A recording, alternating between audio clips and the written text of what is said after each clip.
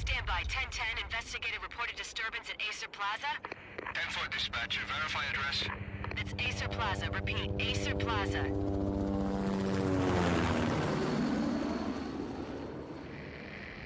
Shots fired on the rooftop. An assault in progress at Acer Plaza. Repeat, an assault in progress.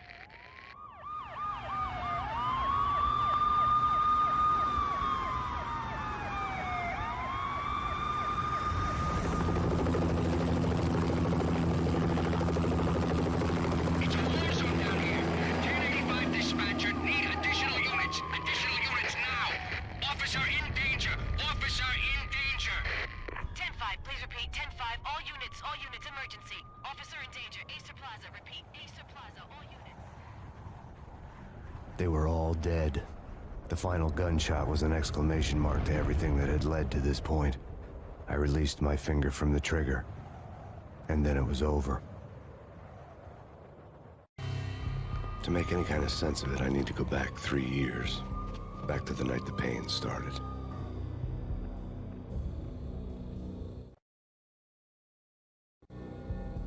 I was still on the force back then. NYPD, Manhattan, Midtown North Precinct, Hell's Kitchen. So when are you coming to work for me, Detective Payne? You'd make me work undercover in some hellhole. Sorry, Alex. Michelle and the baby come first. See? My last smoke. It's bad for the baby. That's you, Max. A regular Boy Scout. See, Alex. Still on for poker Thursday night, right? Like taking candy from a baby. Life was good. The sun setting on a sweet summer's day. The smell of freshly mowed lawns. The sounds of children playing. A house across the river on the Jersey side. Beautiful wife and a baby girl. The American dream come true. Honey, I'm home. But dreams have a nasty habit of going bad when you're not looking. The sun went down with practiced bravado. Twilight crawled across the sky, laden with foreboding.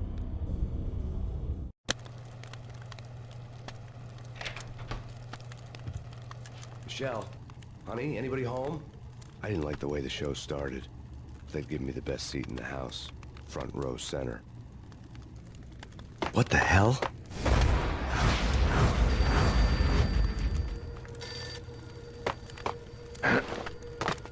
Something ugly had been tattooed on the wall, a map of things to come. It was a poison syringe, a magic tag full of diabolical meanings.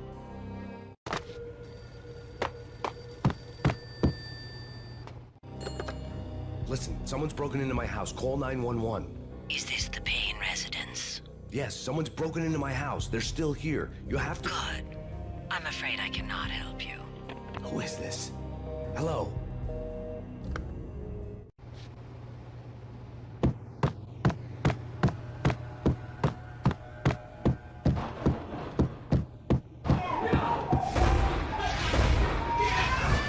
Michelle!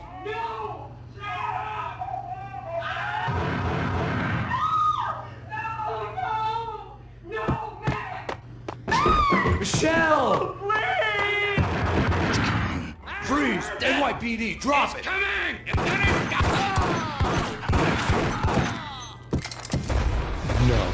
No, please, God, no.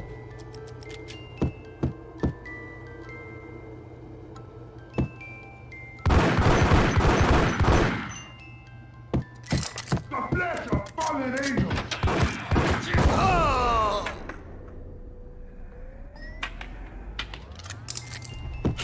No, God, no, please, Michelle. Oh, baby.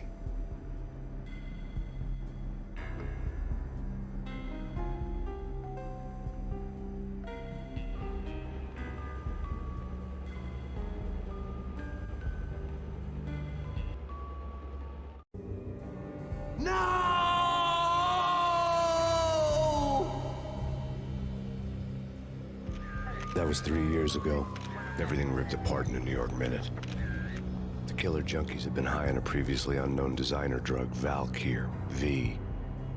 After the funeral, I told Alex I'd be transferring to the DEA.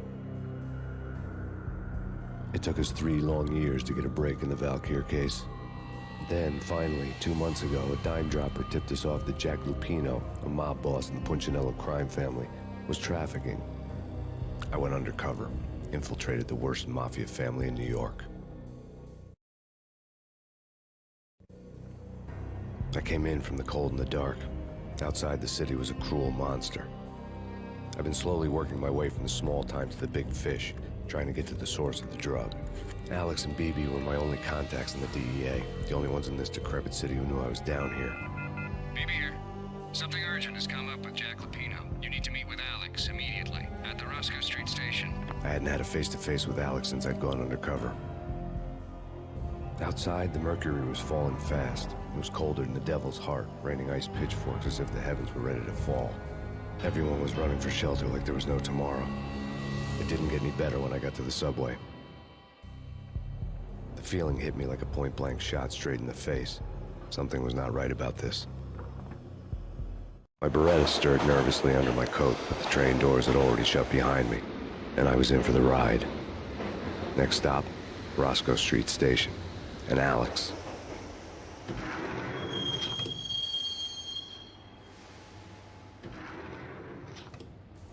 The station was drenched in gloom. Alex was a ghost, nowhere to be seen. I'd have to look for him.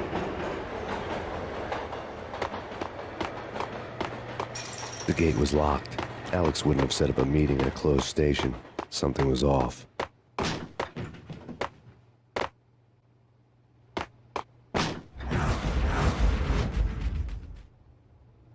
Death was in the air at Roscoe Street. I'd have to find Alex fast.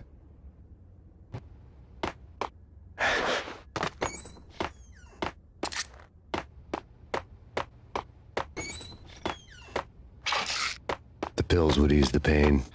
Wasn't Jake supposed to take this?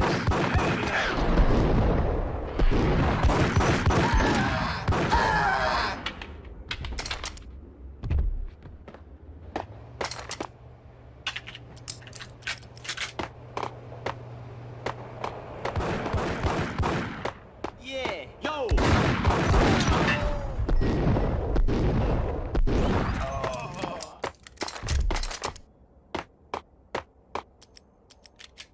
Yo, guys!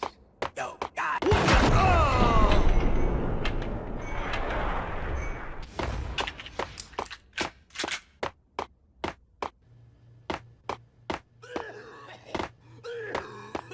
Hey!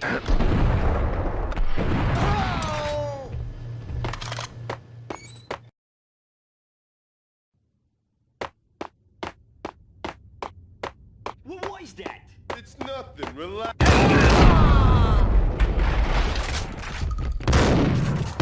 For Alex, I had ended up in the middle of a big-time crime operation.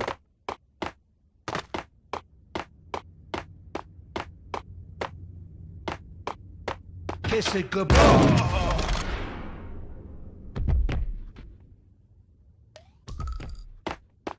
You saved me, man. What's going on here? A massacre. These armed thugs just appeared from nowhere. We need to get help. I can make the call from the control room 1 floor up. Can you take me there? Sure, sounds good. Follow me.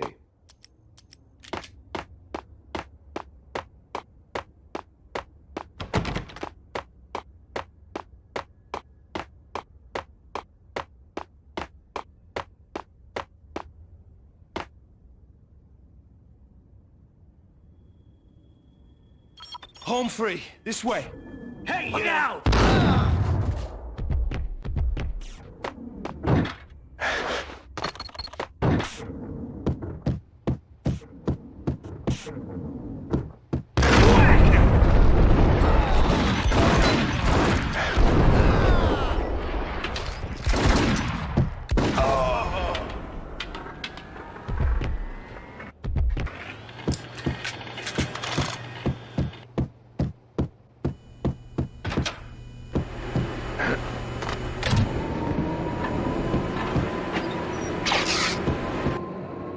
The train lit up like a Christmas tree. Power was back on.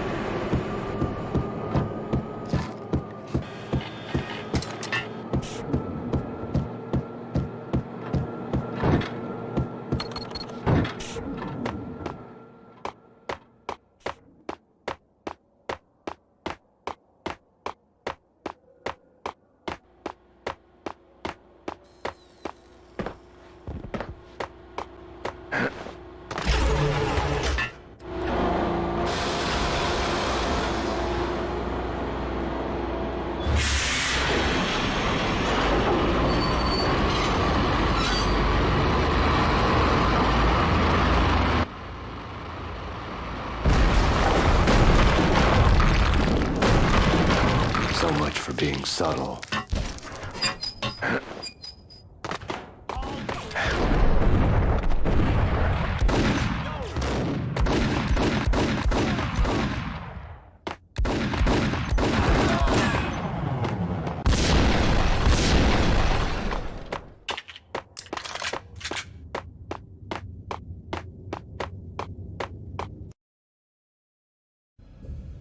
The rusty door led to an abandoned part of the station, closed off since the early 40s.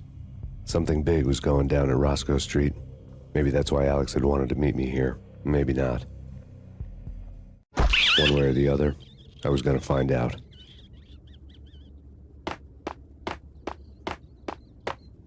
Sure.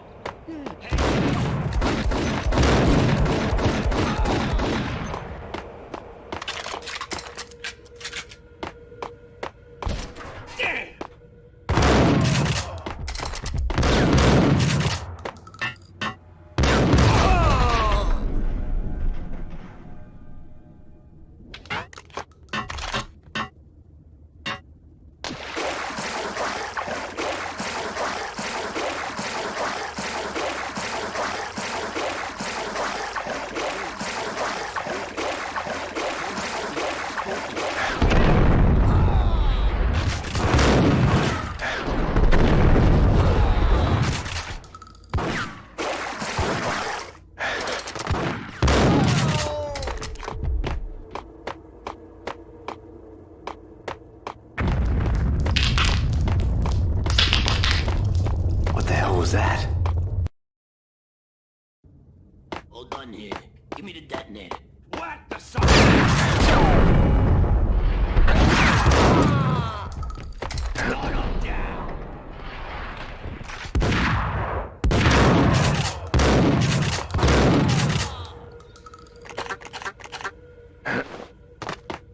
The door had been welded shut ages ago and the bomb was missing a detonator.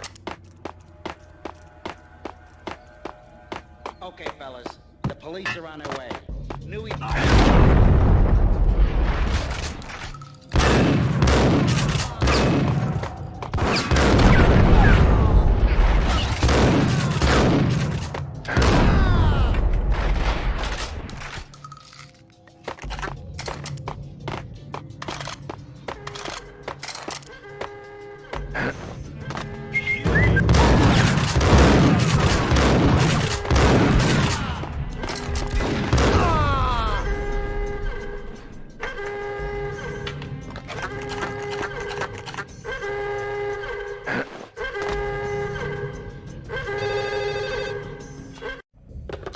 We come to you now live from the crime scene.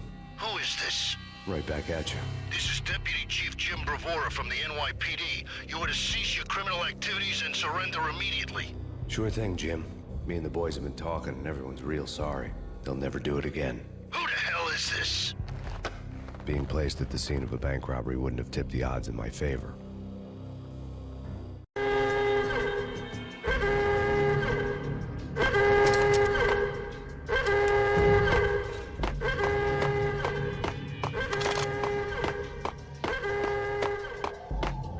The bank robber's score lay on the table.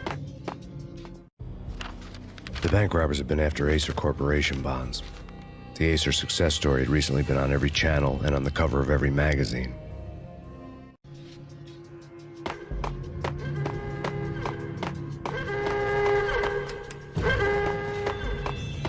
The bank robbers had left their tools on the table. Judging by the detonators, the crooks had bought enough explosives to send Lady Liberty into orbit.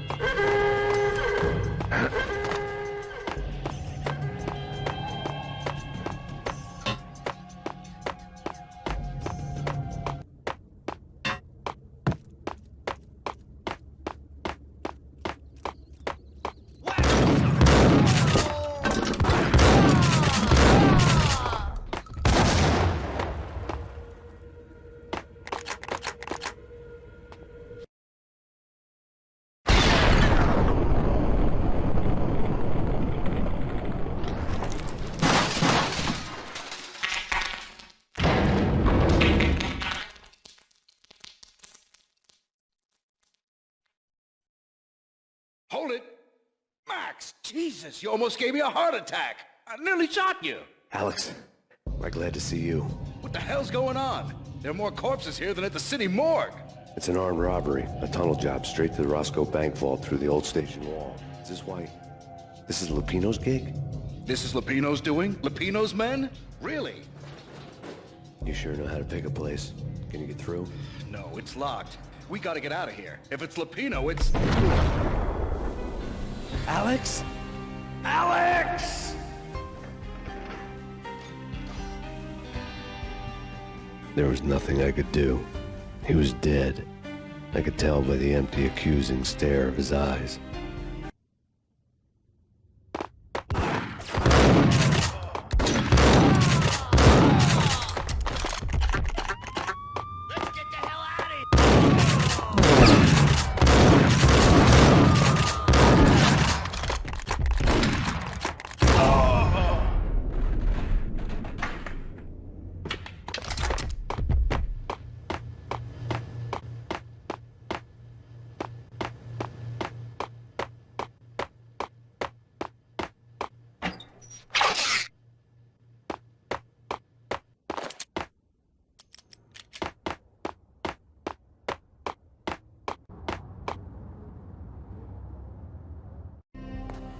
Alex had kept me relatively sane for the past 3 years.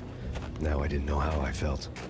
Somehow he had stumbled upon something big and ended up stepping on Jack Lupino's toes. Lupino ran his racket of sex, drugs, and contract killings from a sleazy hotel in a slum block of tenements. The NYPD was closing in. I could hear the sirens. Their wail was a crescendo. Lupino thought he could get us by taking Alex out and leaving me to take the fall for it. All he had gotten was my attention. I went for the hotel first. It was a sad old thing with flickering lamps and faded colors, cheap mobster punks and tired-eyed prostitutes. I walked straight in, playing with Bogart, like I'd done 100 times before. The place was run by a couple of murdering mobsters with shark smiles. The Finito brothers. Ladies and gentlemen, it's the pain in the butt. Pain to the max. You're killing me. Did you make that up yourselves, or you get some wino downstairs to come up with it? Don't answer that. A rhetorical question. I got something for the boss. Lupino around? That kind of depends on who's asking. A friend or a junk squad plan. Don't answer. It's one of them, how do you put it, rhetorical questions. Lupino ain't here, but he says bye. Lupino wasn't in his cheap hotel. Instead, I ran into the Finito brothers. My cover had been blown, the door slammed shut behind me, and then I was dodging bullets like raindrops. Pain in the butt. Ha ha! Pain to the max. Junk squad kid. Pain in the butt.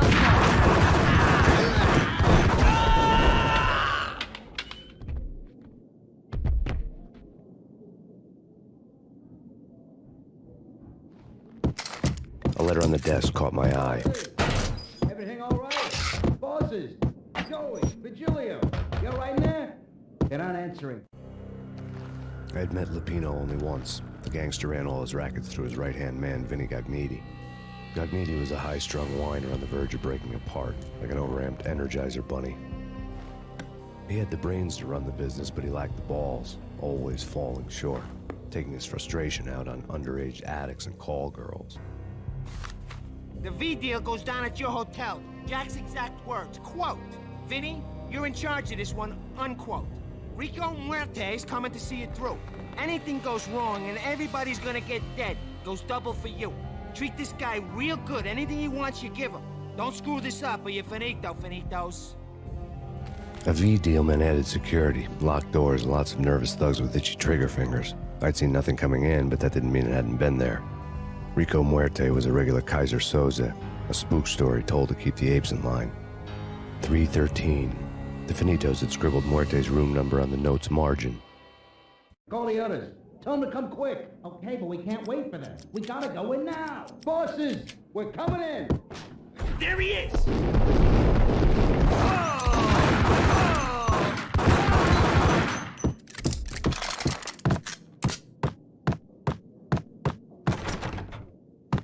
Getting out was not going to be easy.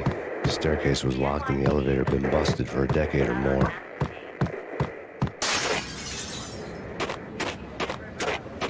Something's wrong with the bosses.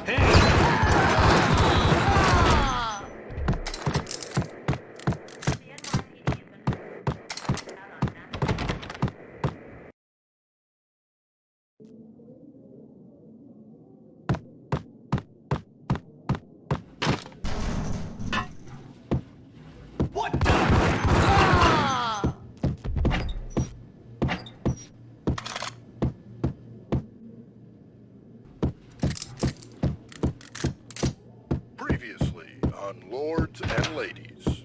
Lady Amelia, Marquis Valentine asks for an audience. Thank you, Lawrence. An all-new episode of Lords and Ladies brought to you in part by Acer Corporation. There he is!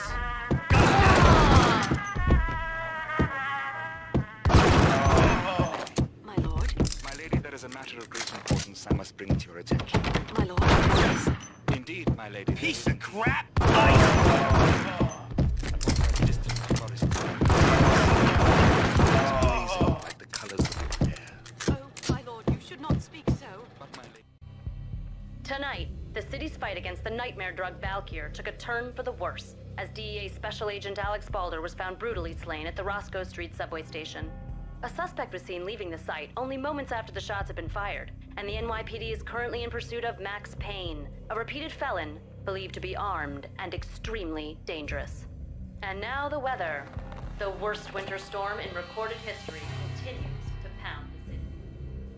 The NYPD... This cannot be. This must not be. My lord, it is too dreadful. Do not force me to speak the words. My lady, I beg of you, I must know. This party had been dead for a while. I couldn't say I was sorry I'd missed the show. Be dead, for this shame is too great for the living. My lord, I am your long-lost sister.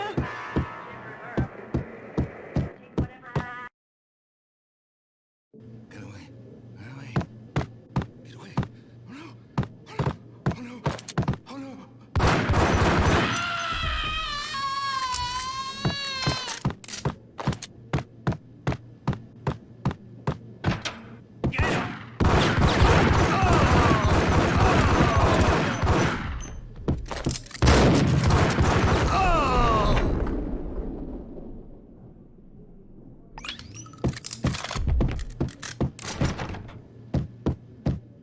I'd found Muerte's room.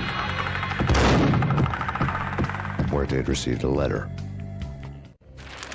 Our investigation had turned up nothing to link Angelo Punchinello, the head of the Punchinello family, to Valkyr. All tracks had ended with Jack Lupino. The letter in Muerte's room was signed by the Don himself. It was the first hint that the Kingpin knew what was brewing inside his syndicate. The trouble you got into after the Chicago screw-up. The Punchinello family bailed you out. You have been waiting for a chance to pay us back. One of our trusted boys has a monkey the size of King Kong on his back. We need your special skills for backup on a major deal. Collecting evidence had gotten old a few hundred bullets back. I was already so far past the point of no return, I couldn't even remember what it looked like when I had passed it.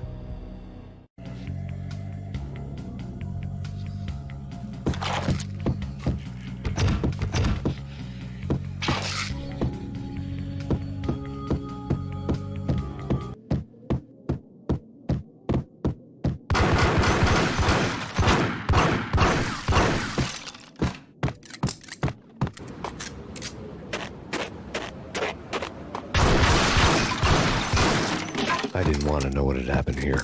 It was not a pretty sight.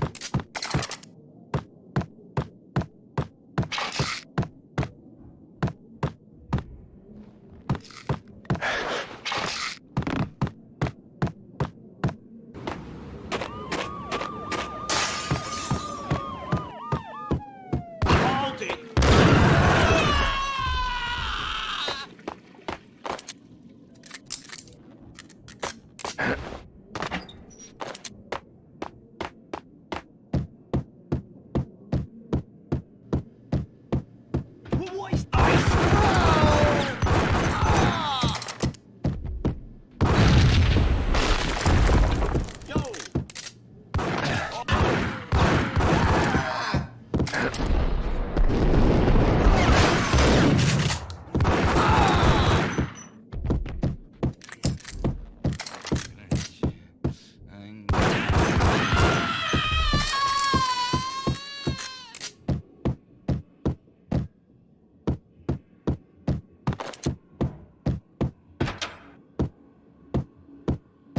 hooker had left her diary on the table.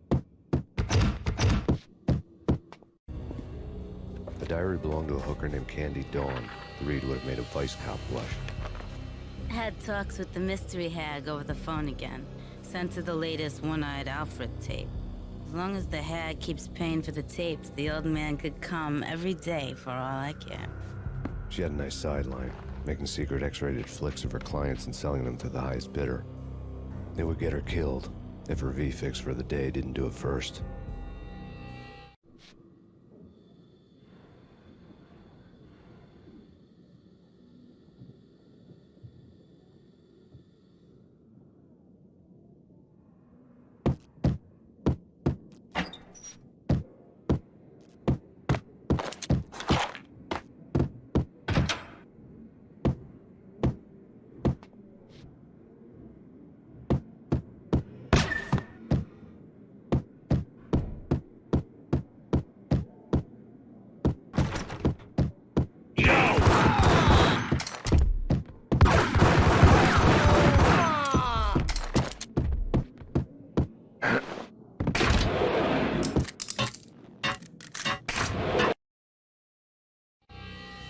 The old service elevator rumbled down to the bowels of Jack Lupino's hotel.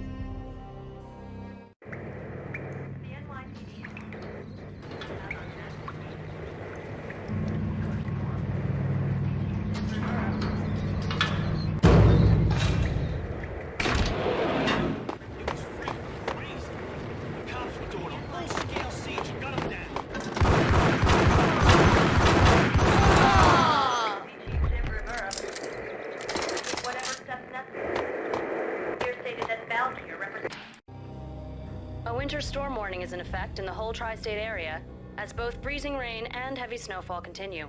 Many roadways are already closed, and people are advised to stay indoors. The severe blizzard has ravaged New York for 3 days now, with no end in sight. We'd been snowed from the start in the Valkyr case. The forecast said there was plenty more where that had come from. But the snowbound city was on my side. Less chance of innocent bystanders getting caught in the crossfire.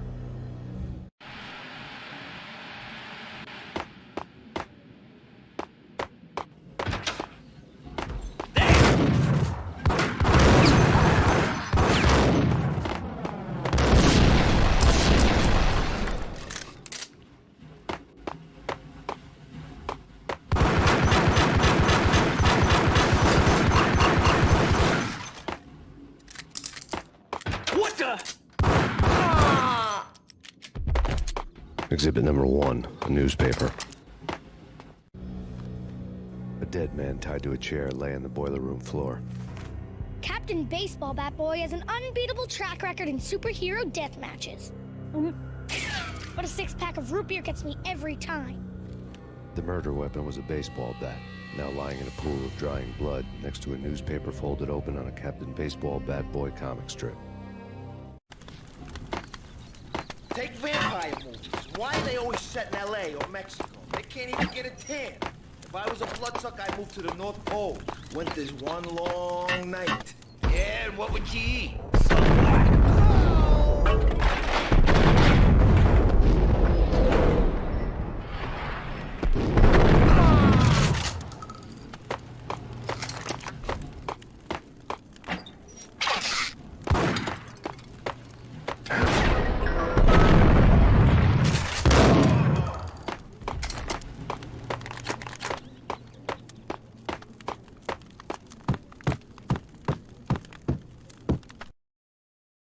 Chill with the guns. Trust me, you don't want to piss Muerte off. Gentlemen, let's do business. Green for green. Cheers at Green-Eyed Angels. Amen.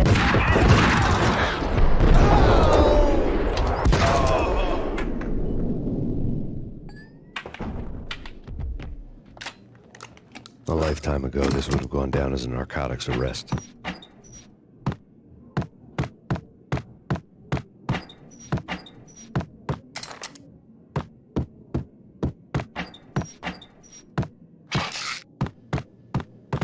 There was a key on the table. It was dirty money. The transparent cylinders glowed green, full of Valkyr.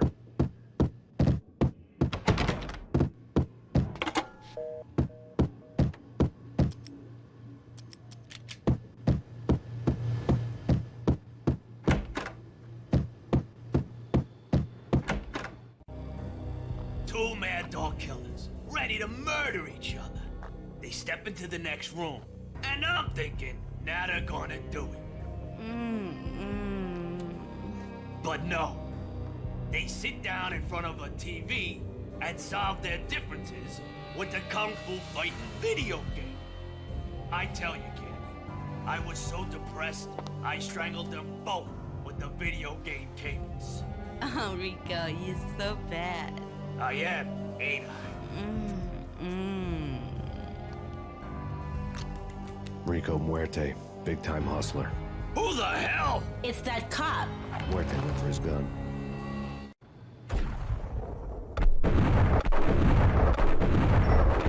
Do something. There he is!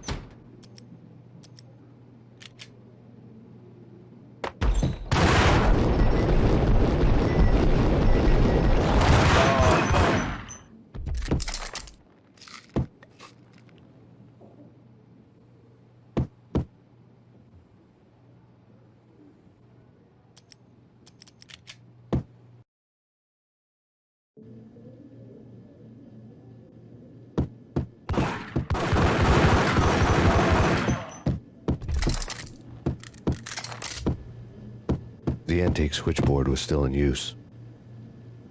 There was an old telephone switchboard in the back room of the reception area, kind that made phone tapping child's play.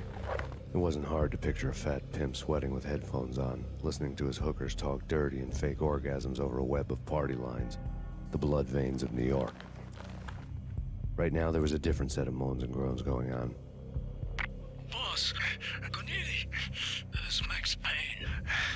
The game started capping us. He killed Are you freaking kidding me? He's just one lousy cop. You better be freaking kidding me. Whack him. What's the freaking problem? Hello? Answer me. Hello? The word was out. A deadly virus released into the city's corrupt circulatory system. Something wicked this way comes. Max Payne at large.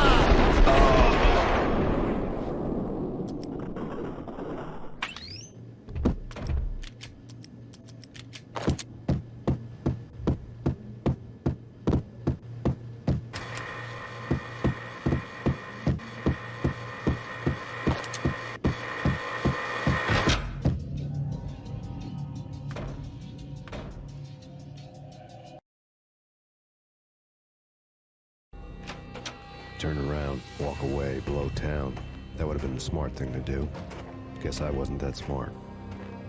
Lupino's tenement buildings were a seedy hangout for all kinds of sleaze. A liquor store, a pawn shop, a laundromat full of mobster bookies and loan sharks. The list went on.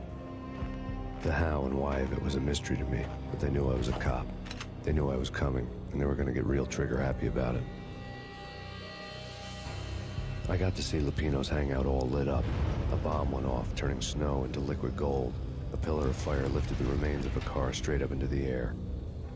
The flames were highlighted on the hood of a black Mercedes-Benz as it coasted down the street real slow, as if the driver didn't have a worry in the world. I got a good look at the man riding shotgun. It was Vladimir, the head of the local Russian mob, the fly in Don Punchinello's suit. The ringing in my ears was the sound of a mob war being waged.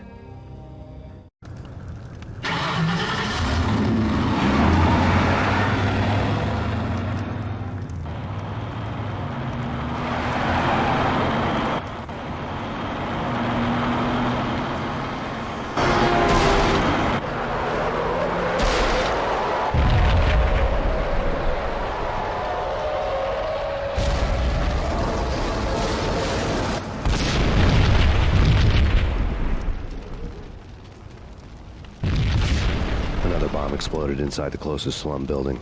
It was a lucky break. The goons inside were spooked, but luck always came with a price tag. More bombs could still be ticking inside, and the cops would already be on their way. Jack Lupino's suite was on the top floor. At least it used to be, before the explosive makeover.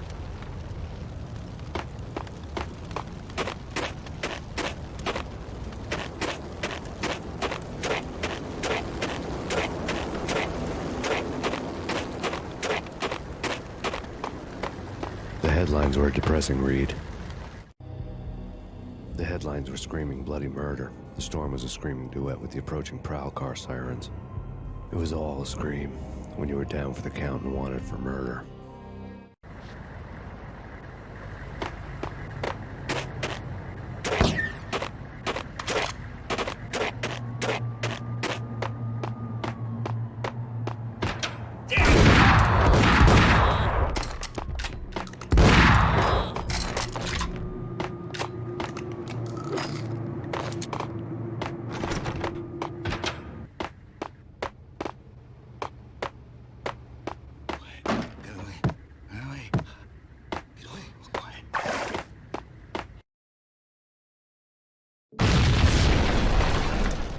The whole building was rigged with explosives.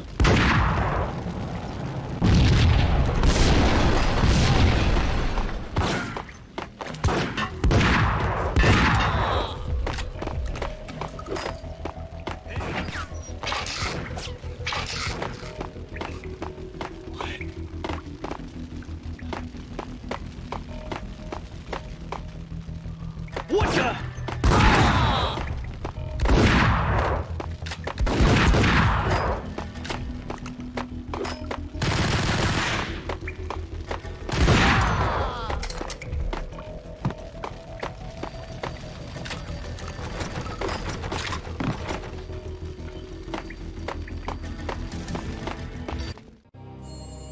A beaten-up phone in the entrance hall was ringing.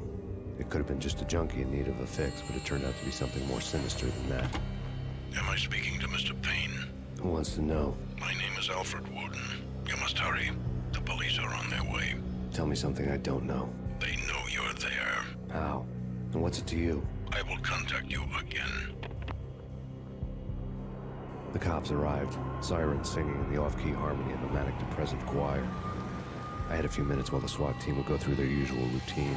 By the time they busted in, I needed to be long gone. Max Payne, this is Deputy Chief Jim Bravura from the NYPD. Drop your weapons and come out with your hands above your head. What he's got?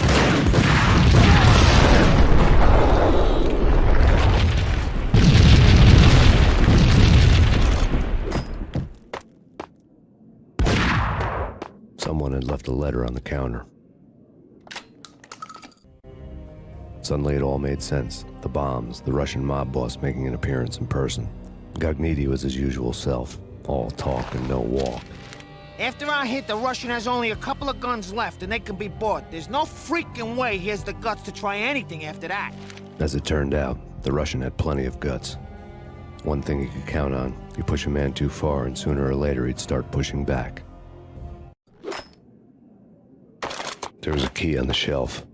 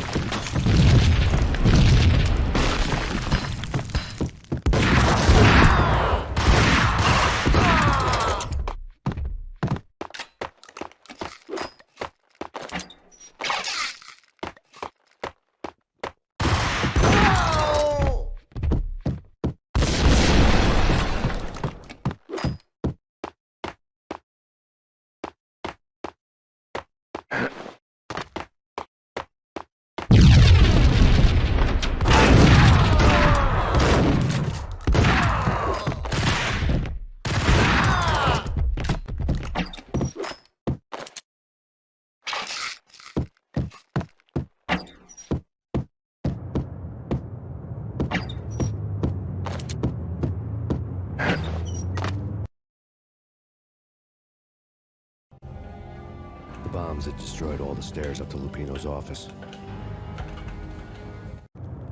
The alternate route led there by way of adjoining rooftops.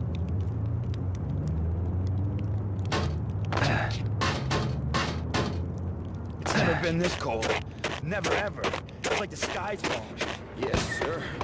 It's the end of the world as we know it. To get to the roof, I'd need to get to the elevator through the locked door up ahead.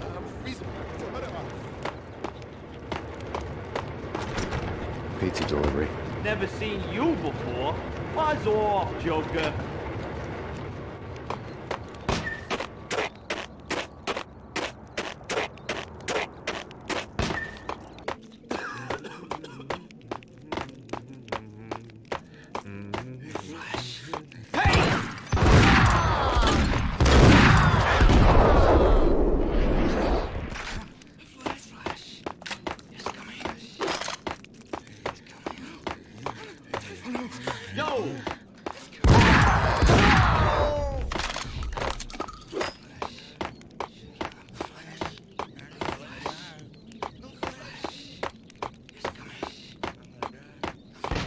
No, don't shoot. You know the clowns at the laundry? Me? No. You're no good to me then. What? No, the laundry, yeah. I know him, yeah. Get me in there. Okay.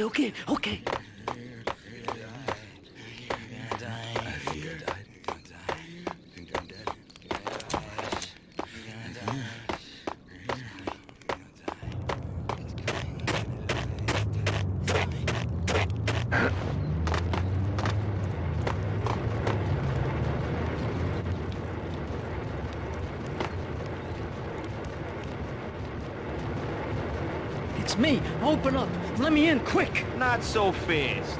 The password. John Woo. Come on. Oh, okay, John Woo. All right. Come right in. It's a trap! It's Payne! It's Payne!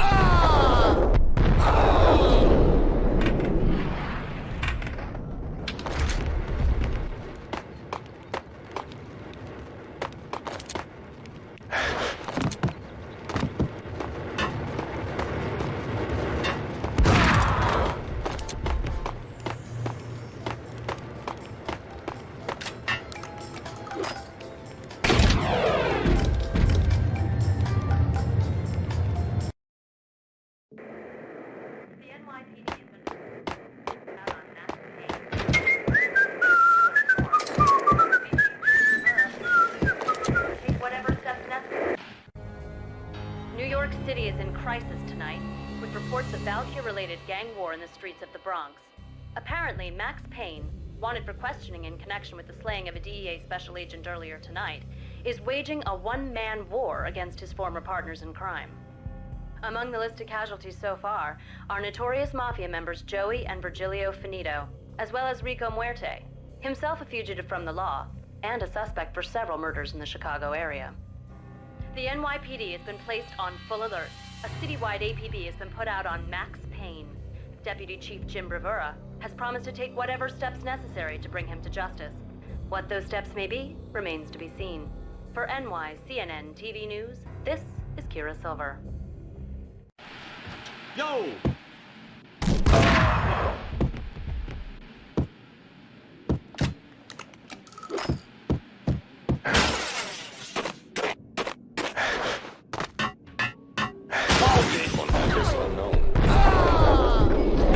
I don't want to go there. It's the last place I'd want to end up. Where I always end up anyway. It's not me talking to the pink flamingo, but someone who looks at detail. Except that he's used to time hiding in the shadow.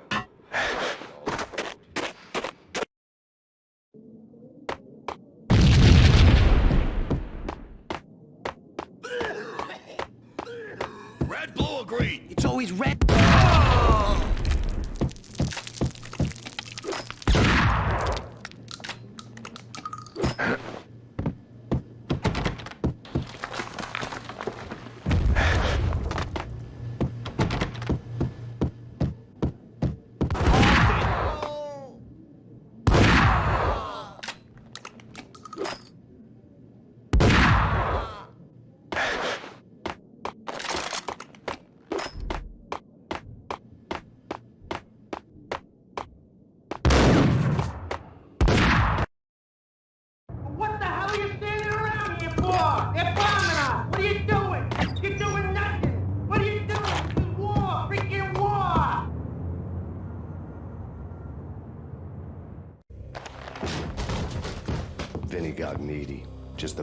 killing the sea. Payne?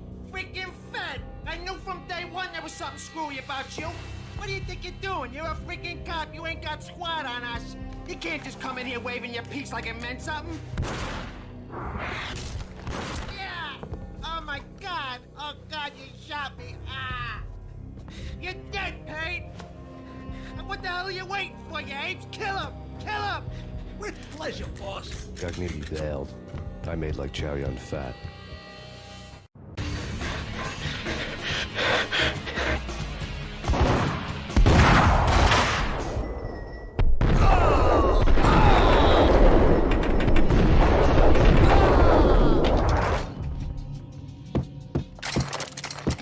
Crumpled letter lay on Gagniti's desk. The letter was addressed to Don Punchinello, but Vinny had never had the nerve to finish it. Jack's gone voodoo. Just the other night, he shot Dino because he wanted to see what his brains looked like splattered on the wall. He's a freaking mad dog. We're running out of men and business fast. Gagniti had been living in mortal fear of his boss. Jack Lupino was a psycho.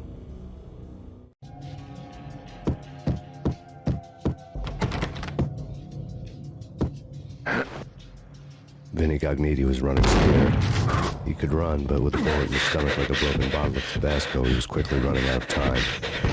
He knew where his boss was, and I wanted to square things up with Jack Lupino. Gagniti would be moving fast. I don't know about angels, but it's fear that gives men wings.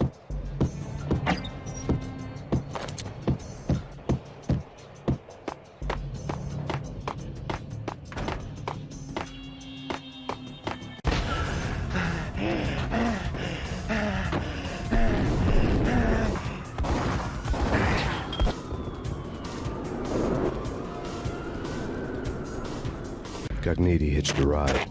To catch him, I'd have to follow his lead.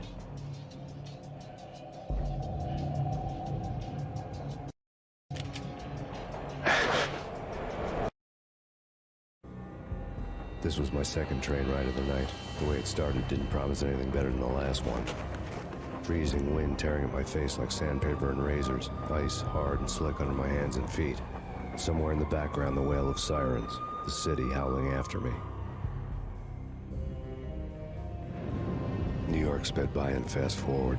Dark rooftop water towers and a dead forest of antennas and chimneys, all a blur. When the train he was riding slowed down, Gagniti made his move.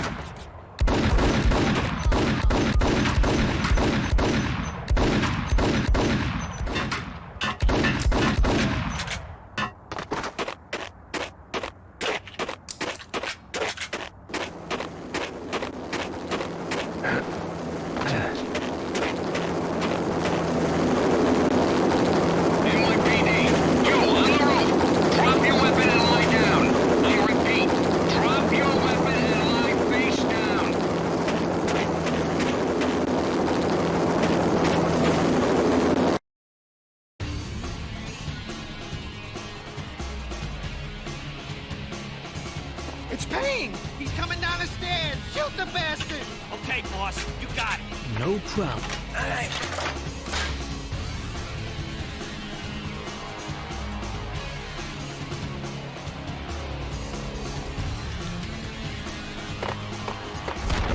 What the?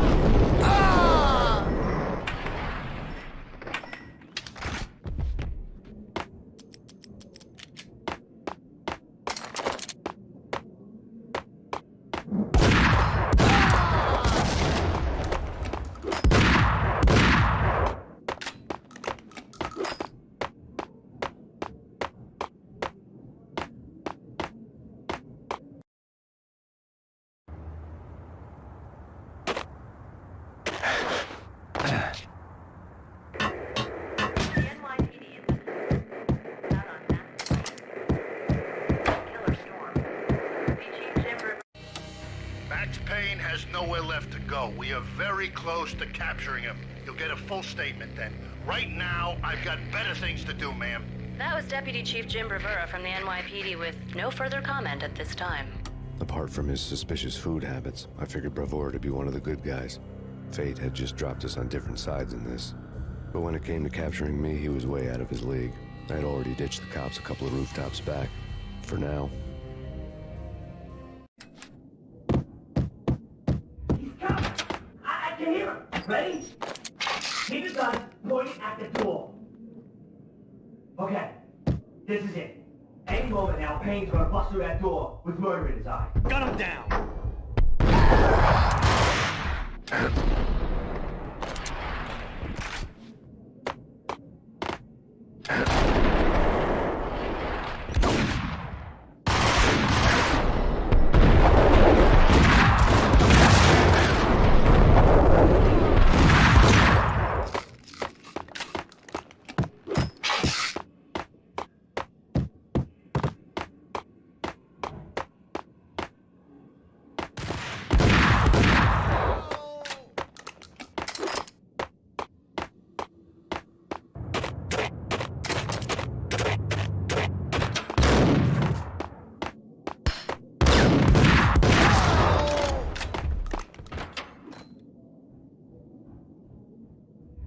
Open, goddammit!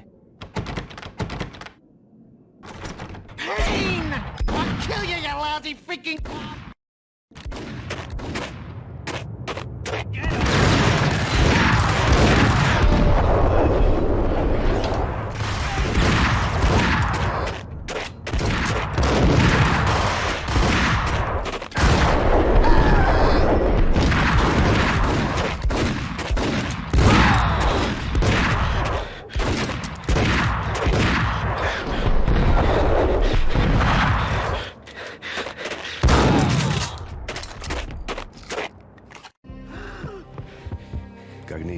Steam in a dead-end alley with steam boiling out of the sewer grates like all the fires of hell were burning high beneath us. It was shakedown time. Where's Lupino? Screw you! Bad start, Vinny. Police brutality! I rate pretty high on that. You can't just hurt me in cold blood? Just keep telling yourself that. Listen good, Candyman. I'm not gonna be anybody's fall guy. I want to know where your boss is hiding. There was no glory in this. I hadn't asked for this crap. Trouble had come to me in big dark swarms. The good and the just were like gold dust in the city. I had no illusions. I was not one of them. I was no hero. Just me and the gun and the crook. My options had decreased to a singular course. I'll tell you, just don't hurt me no more. Lupino's at Ragna, the nightclub. Book me, take me, hold me to the freaking jail, just don't hurt me. Your rights will be read at your funeral. Ragnarok was Lupino's private nightclub, a den of drugs built into an old theater. I knew what waited inside. V-head junkies ready to explode in random acts of senseless violence. And Lupino's goon squad, the worst stone-cold killers this side of hell. Ragnarok was as inviting as a headache, flickering and flashing to a machine gun beat. The belly of the nightclub was a gothic theme park that began with bondage games and led to the nasty stuff from there. As subtle with its dark message as a cop-killer bullet through the heart. Like father, like son. Just like Jack Lupino.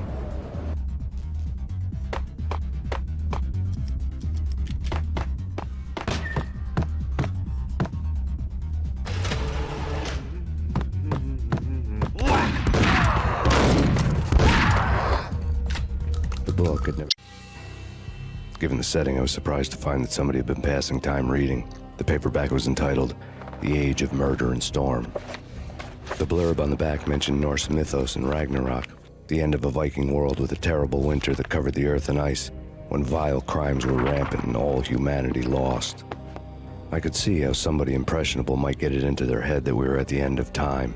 I was also beginning to see what the nightclub and its owner were all about.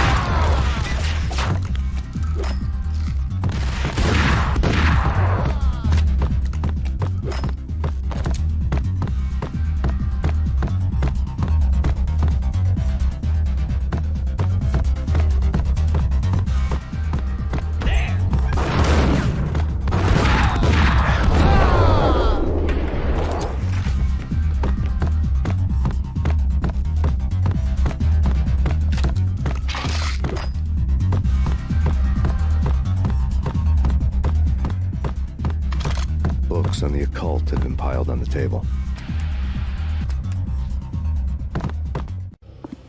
The room was stacked with light reading, such as Necronomicon, Witchcraft, and Paradise Lost. Old exotic titles like Malleus Maleficarum and De Umbrarum Reini Novum Portus. Books with pentagrams on their covers, all dealing with the occult and the infernal, lying between stacks of horror videos and a couple of Ouija boards. The only thing I could take seriously was the thought of Lupino taking it seriously. He had been spending a lot of time getting intimate with the guy downstairs.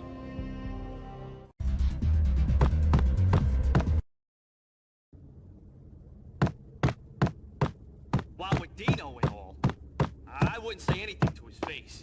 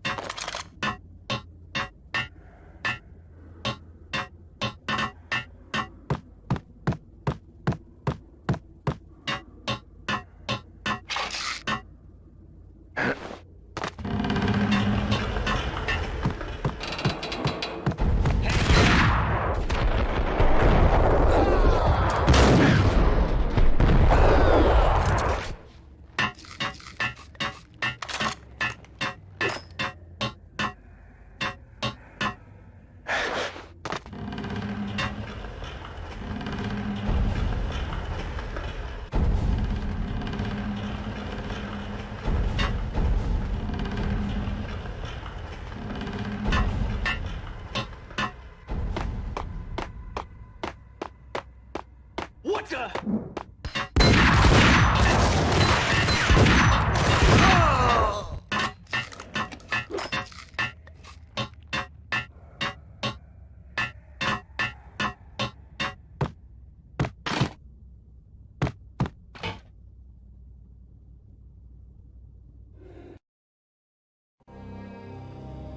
The backstage area led to Lupino's inner sanctum.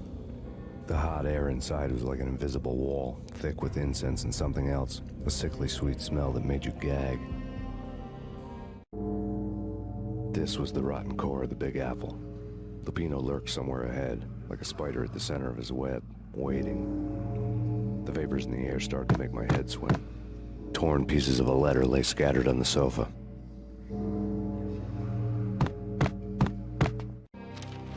Punchinello had threatened Lupino in writing. The note had been torn to pieces, bloody fingerprints all over them. Don't want you to think that one of my boys is not playing with a full deck. Shape up, Jack. We are running a business here. I'd hate to send the trio to strong-arm you. The trio were the Don's notorious henchmen. It was obvious that Lupino hadn't been intimidated by the threat.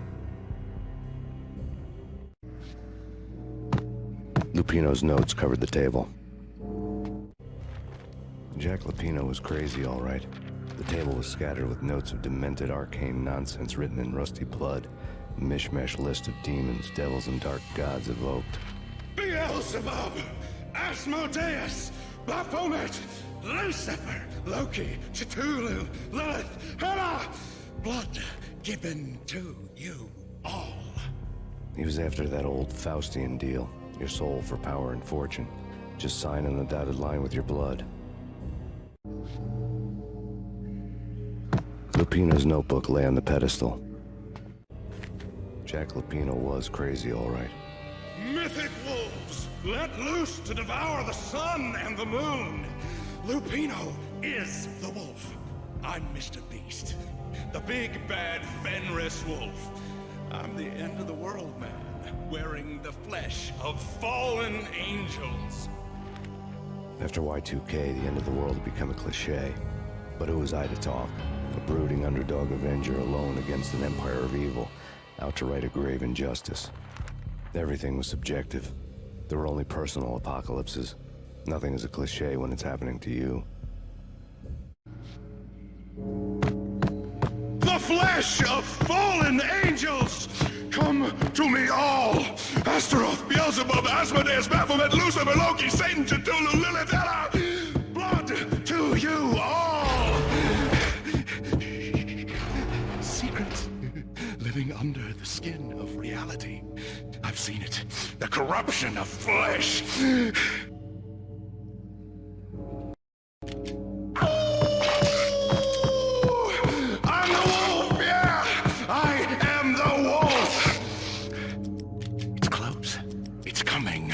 You have come, a witness to the end of time. It's now! I will rise to her side! I don't need the words! I'm beyond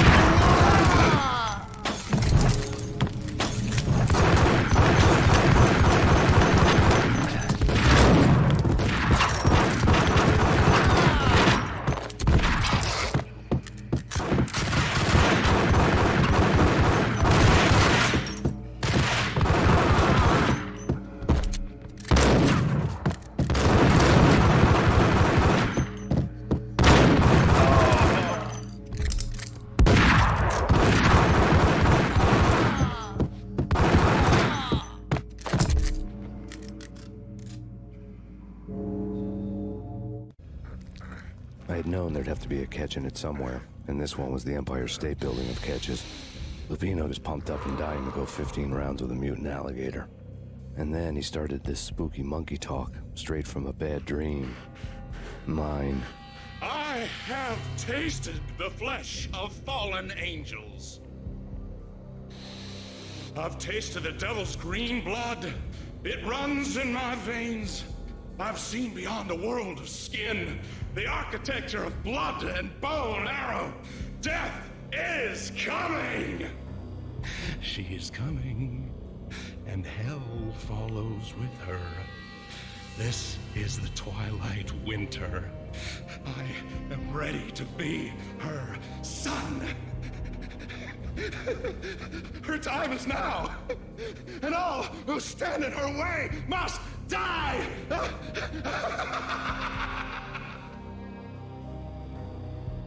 Die! You'll die! You'll die! Now! All die!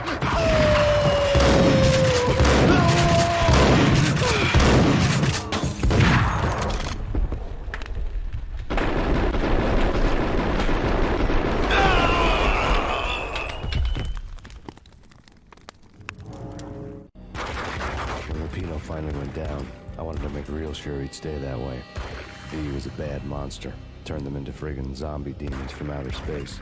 I think he's dead already. Huh? And that's when it happened. But dead or not, you've got the wrong guy. In stepped this knockout femme fatale, holding a gun to my face. I returned the favor. Lisa Punchinello. Lisa Punchinello was the Don's wife. Mona Sachs. Lisa's evil twin. Your safety's off, evil twin. You might hurt someone with that gun of yours. Lisa's the damsel in distress. I'm the professional. I'd blow you away without batting an eye. Sure, and you can check out my credentials splattered all over this joint. Jack couldn't have framed you, not the state he was in. We're after the same slime bag.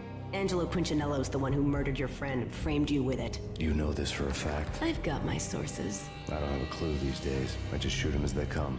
Who put a contract on the Archfiend? This one's mine. I hate the guts of that sadistic wife-beater. Why not pool our bullets for this one? I thought you'd never ask. My finger was starting to twitch. How do you like your whiskey? I'm easy, as long as you don't try to slip me a Mickey. You're a real angel, Max. It was good stuff. Tasted sweet as honey going down. Nothing personal. Can't risk you going berserk and getting Lisa killed.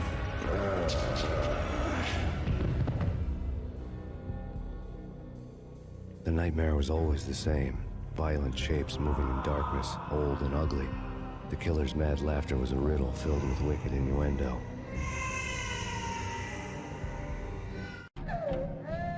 Somewhere, the baby was crying.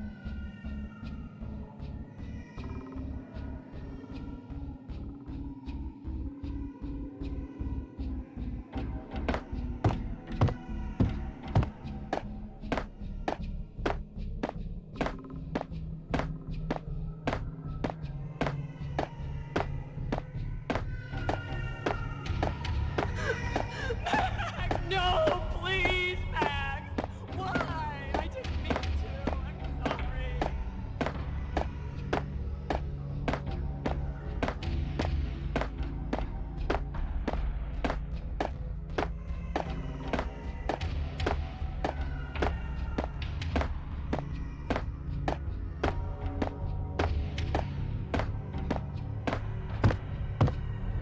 Should have known it when we found you snoring next to Lupino's corpse.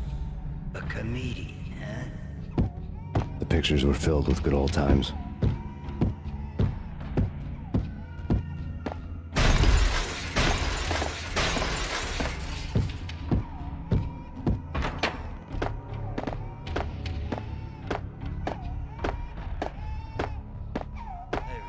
Left to watch cartoons. Captain Baseball backwards, man.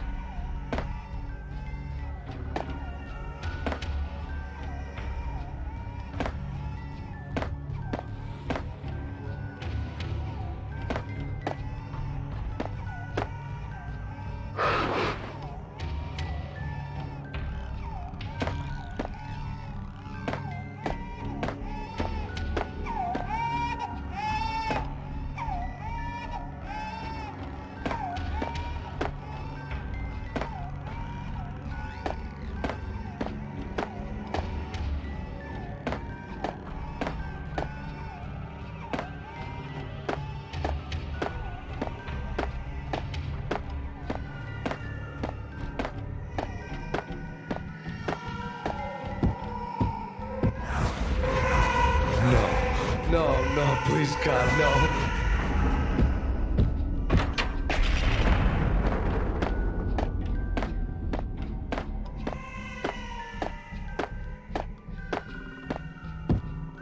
Slice them, dice them, shoot them full of holes, blow them to bits, vaporize them, disintegrate them. No matter what you do, they'll still be back, good as new. Michelle's diary lay on the table. Max, no, please, Max! Why? I didn't mean to. I'm sorry.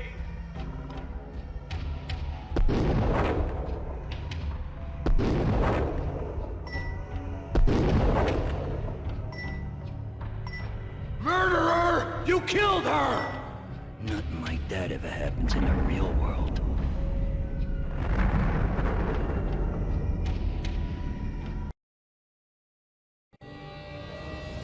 I woke up in a bad dream. My head felt 2 sizes too small for my brain. Max Payne. I envy your name. And the killer was smiling. Pleased to meet you. I'm Frankie the Bat Niagara. Niagara, as in you cry a lot.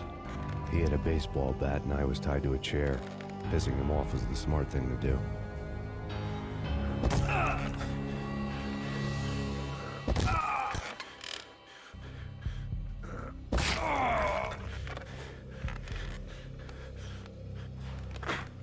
Nothing wrong with a little laugh now and then. Take me, for example. I love to watch cartoons. Cartoon violence is a fascinating thing. Let's take a break. I need to take a leak and maybe grab a cold one at the bar. Don't worry. I'll be back to finish this off. And then, it's checkout time. You play, you pay, you bastard. He swaggered out, and the door clanged shut behind him, locks clicking into place. Everyone makes mistakes. Mine hadn't been to crack jokes about the goon with the bat. He'd have cracked my skull regardless. It hadn't even been to trust a girl with a gun. I had blindly gone after the first bad guy on my hit list when I should have been aiming further up the ladder, at the head of the Punchinello family. I couldn't bring myself to be pissed at Mona. Guess I had a soft spot for a pretty face.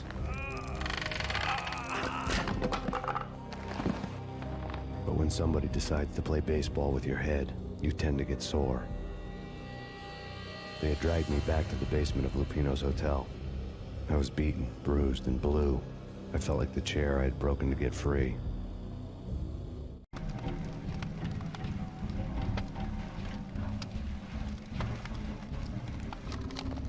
All I had was Niagara's bat, sticky with my own blood. Without a gun, I'd be no match for Frankie's men. I'd have to play hide and seek with them.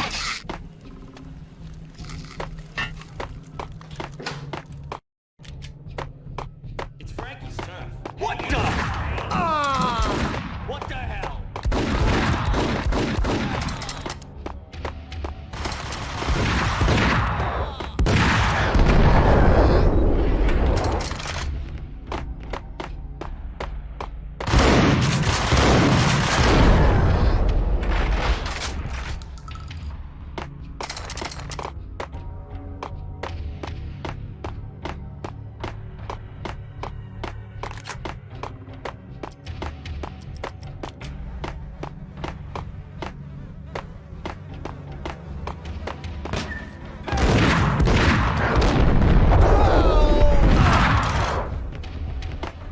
Another newspaper caption for a murder scene.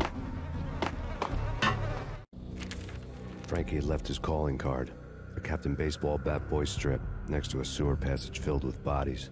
You'd better not mess with Captain Baseball Bat Boy. Even my archenemy, Bicycle Helmet Girl, swoons at the sight of me. Aha! There were enough corpses to put a mass murderer to shame.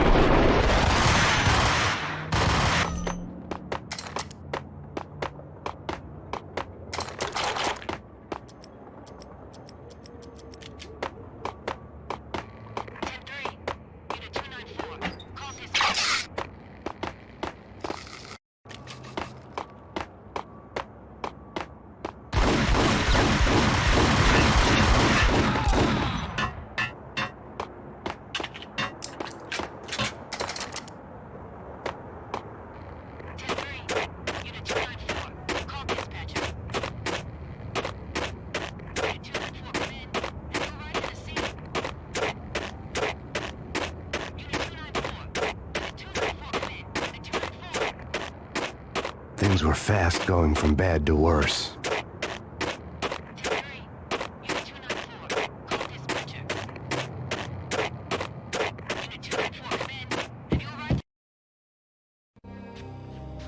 The men in blue had come and gone. They had decorated the place with chalk outlines and tied it together with yellow tape. The cops who had stayed behind were dead. Frankie, his boys, and I had the place all for ourselves.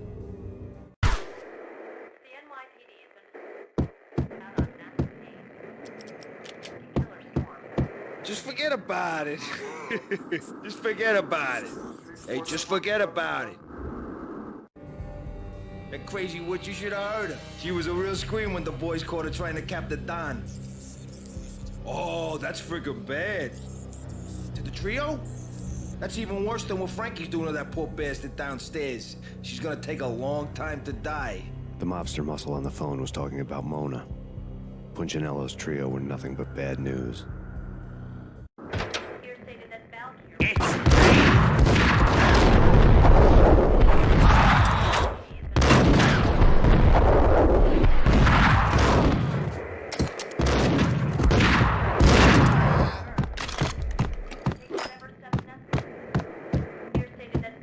More evidence that Punchinello didn't like too much.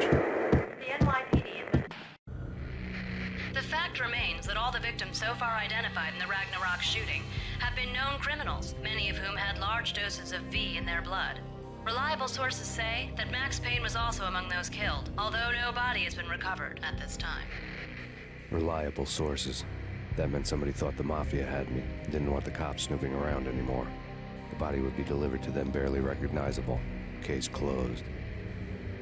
Don Punchinello had the power to be that reliable source, which was no news. But his news was old news. Framing me hadn't been enough. Don Punchinello had put a hit on me. He wanted me dead, and it had been important enough for him to give written instructions to Frankie about it. Max Payne should die like a dog for the trouble he's caused. Frankie, I know I can trust you to give this matter the dedication it needs.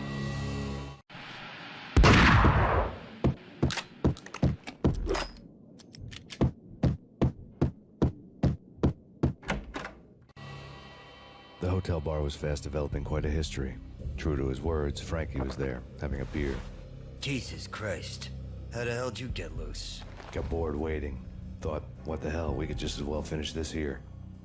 Fine by me. This works out just as well.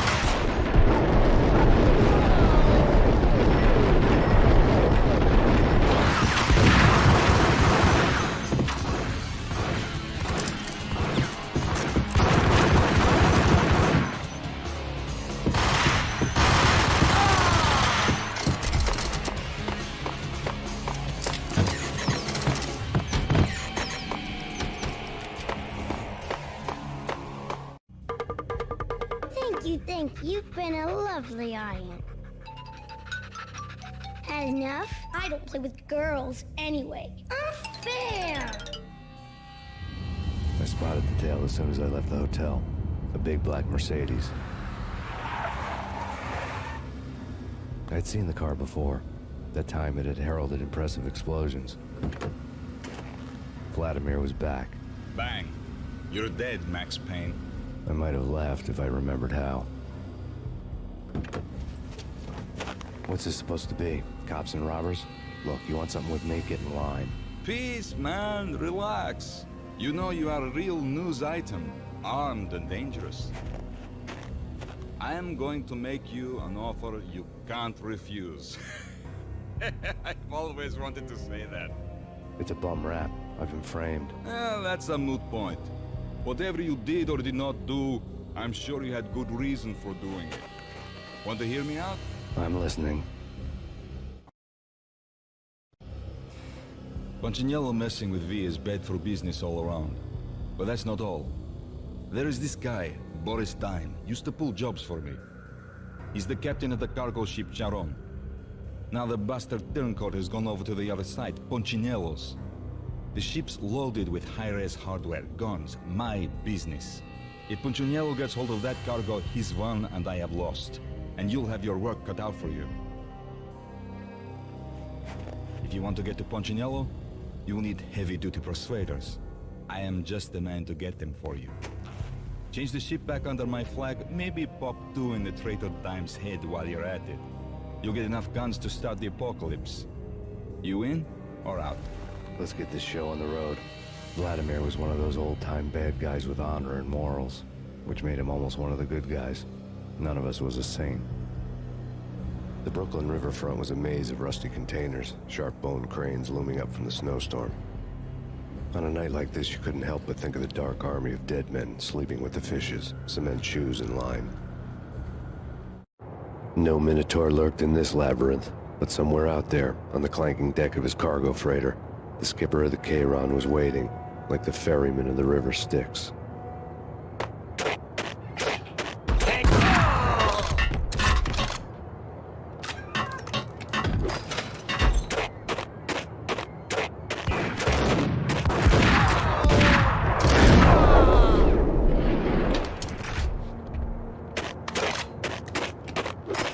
Both of them beaten to a pulp.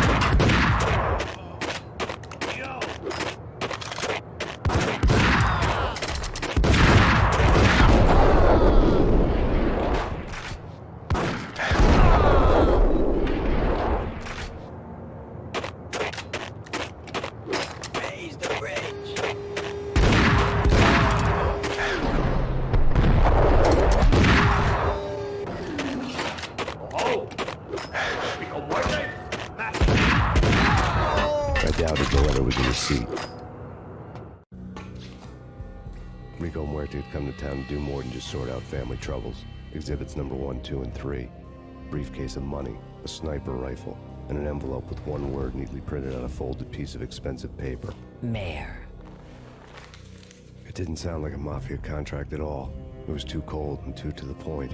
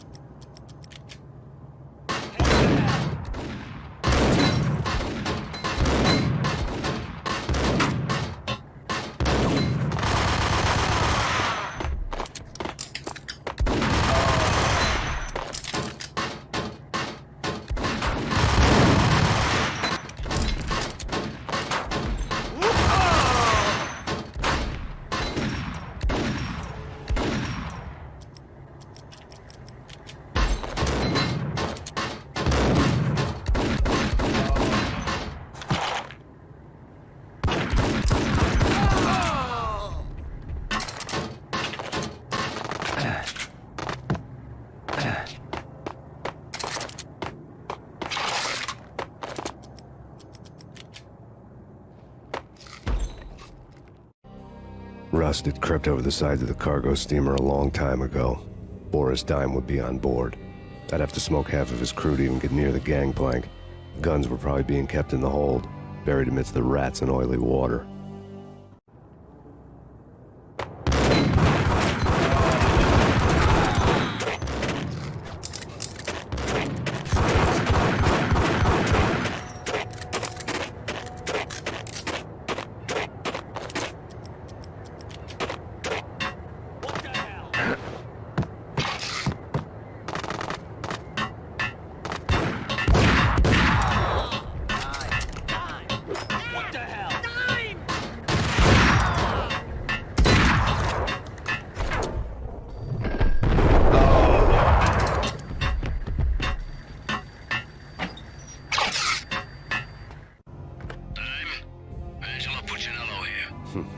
Angie, tell me, how much did Dime cost you?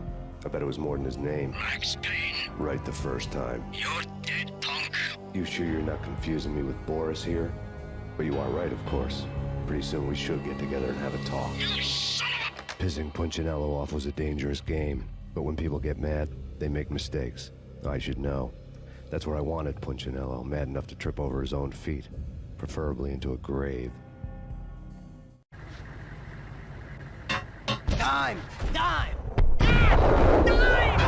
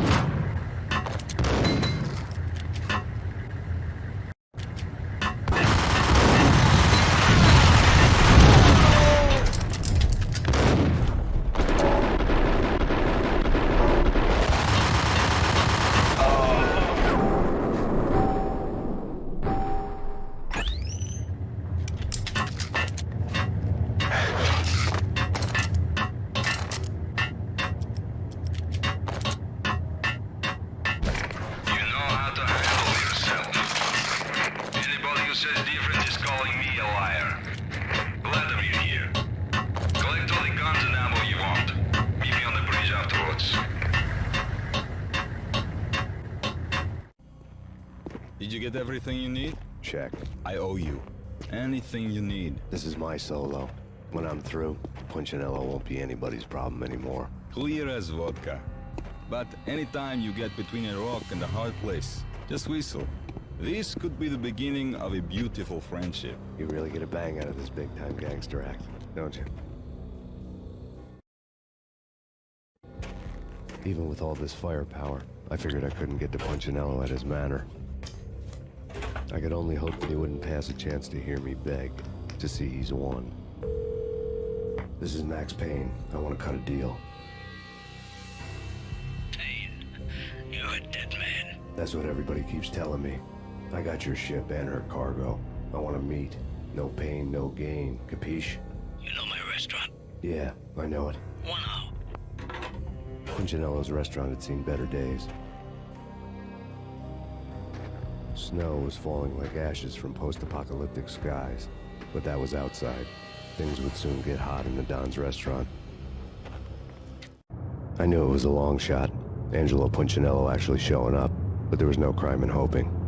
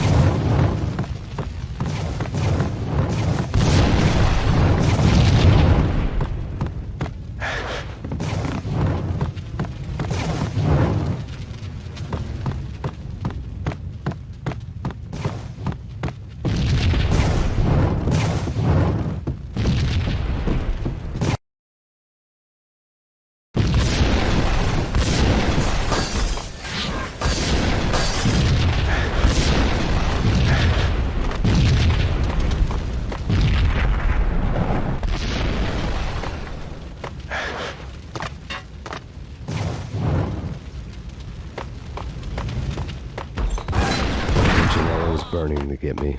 The feeling was mutual. He was trying to put out my flames with gasoline.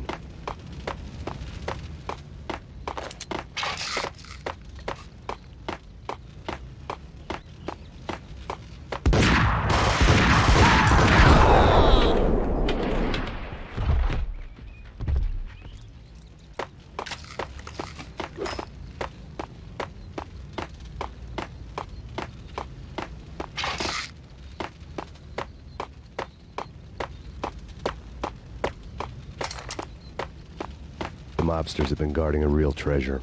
The way out of this disco inferno. There he is!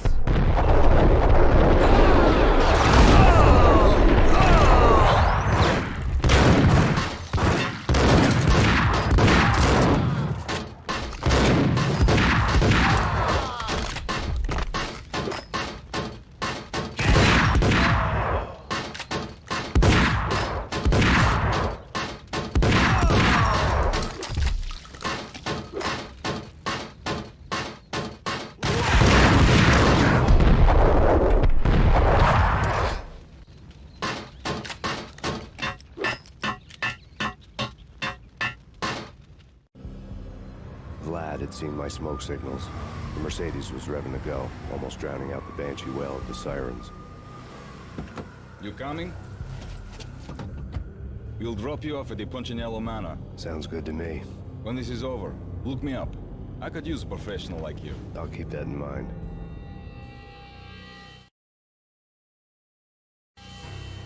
The night groaned with cold. The garden lights flickered nervously. In their light, the falling snow was dead white before the darkness ate it up. I had heard the stories. The trio were mad dogs. They'd have hung the heads of their enemies over the manor gates if the capo had only let them. Punchinello wanted pain.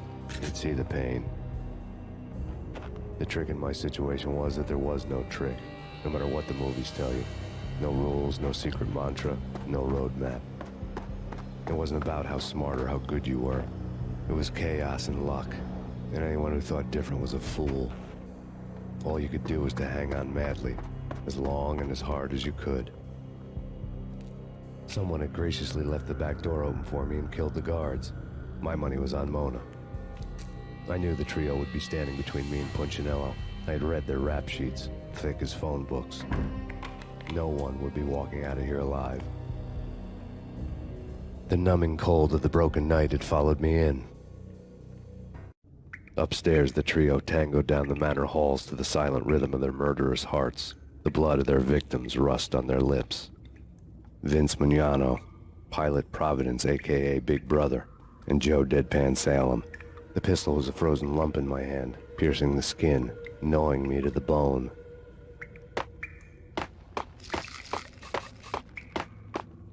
Max Payne!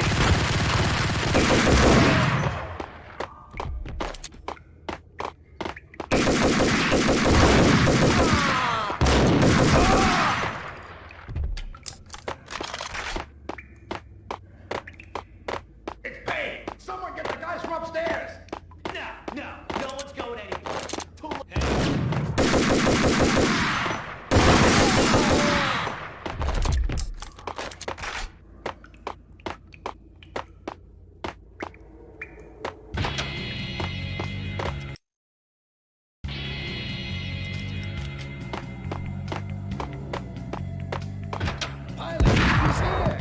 It didn't take me long to run into the trio.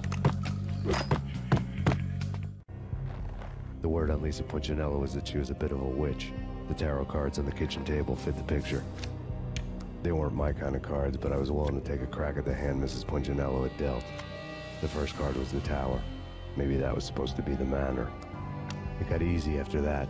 The devil was the master of the house, and death was me, coming for him.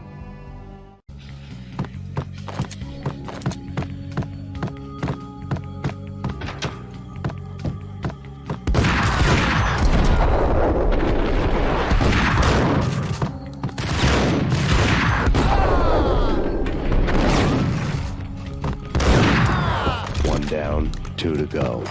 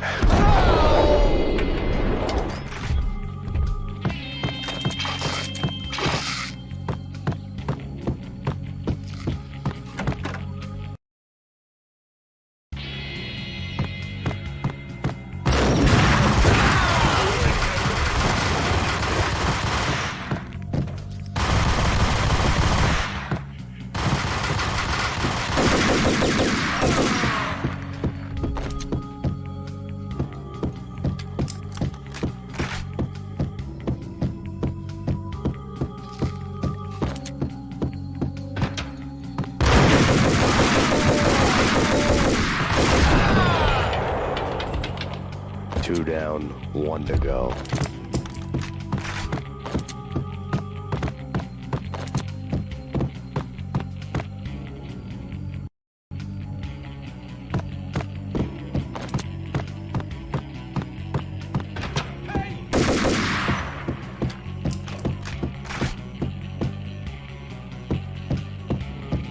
Don't stop at him!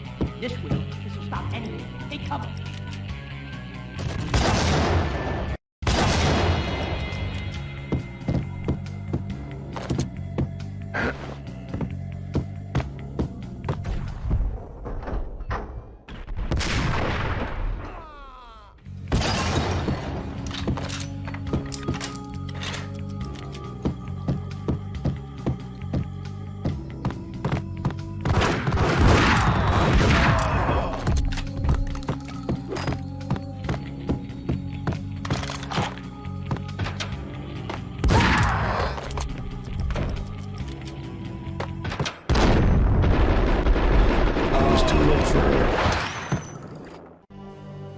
You're a real angel, Max. I couldn't tell whether it was Mona or her sister. The body was a mess. The sick bastard had really gotten a kick out of it. Seeing her lying there got me thinking about another woman's body on another bed. Got me thinking about a fallen cradle.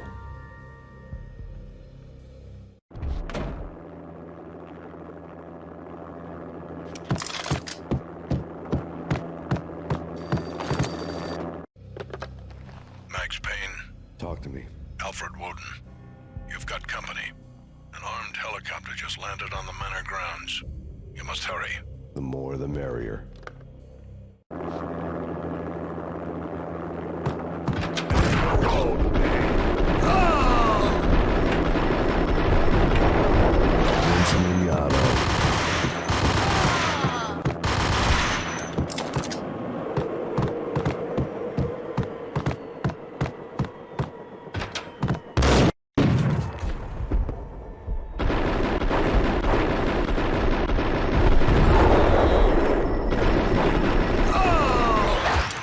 Punchinello's trio was done for.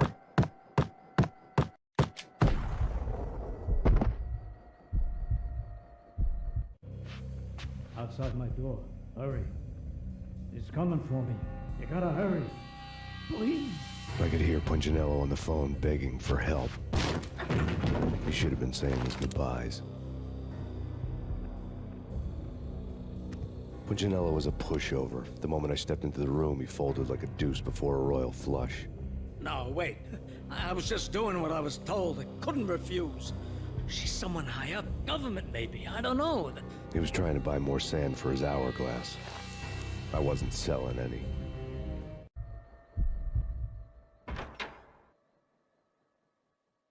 No, I told him nothing.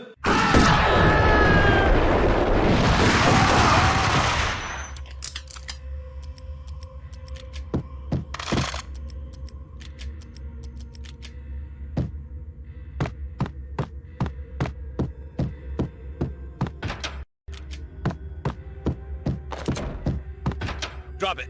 Don't move. Game over, Max Payne. I could tell when I was outgunned. It was time to take another beating. The mystery witch was a real barracuda. Trouble on dagger heels, a smoking assault rifle in her hand, and an army of killer suits behind her. How sweet. I get to kill two birds with one stone. Sooner or later, it was gonna catch up with you. Mr. Payne, it's time to show you the benefits of my brew. Be a good boy now. You'd find that Lady Luck was really a hooker. You were fresh out of cash.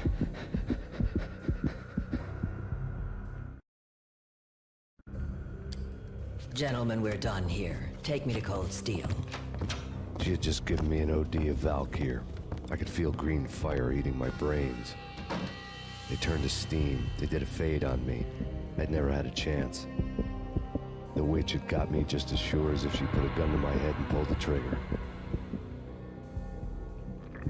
The shadows rushed me, bruised mugshot faces hungry for revenge. They knew my weak spots and closed in for the kill. The floor turned into a vortex of green blood. I fell. The flesh of fallen angels.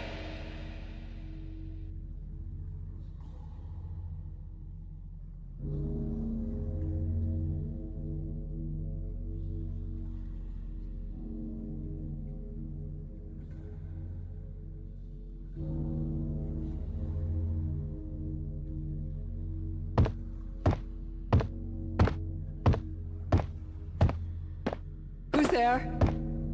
Max? Max, is that you? Max? Where are you, Max? Please. No, please, Max, no, I'm sorry. Please don't, Max, no. No, please God, no.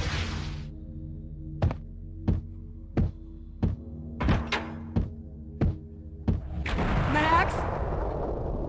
Where are you, Max? Please. The letter was staring at me. There was something disturbingly familiar about the letter before me. The handwriting was all pretty curves. You're in a graphic novel. The truth split my skull open, a glaring green light washing the lies away. All of my past was just fragmented still shots, words hanging in the air like balloons. I was in a graphic novel. Funny as hell. It was the most horrible thing I could think of.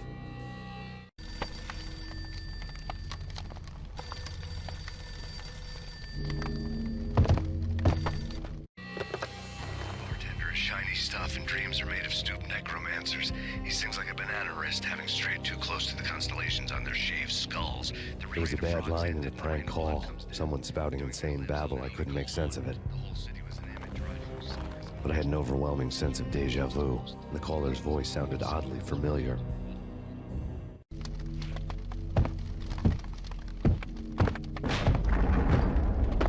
The weird piece of paper looked dangerous. There was something disturbingly familiar about the letter before me.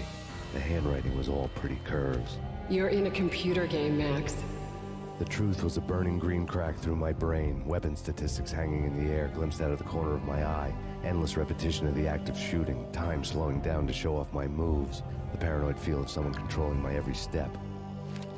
I was in a computer game. Funny as hell, it was the most horrible thing I could think of.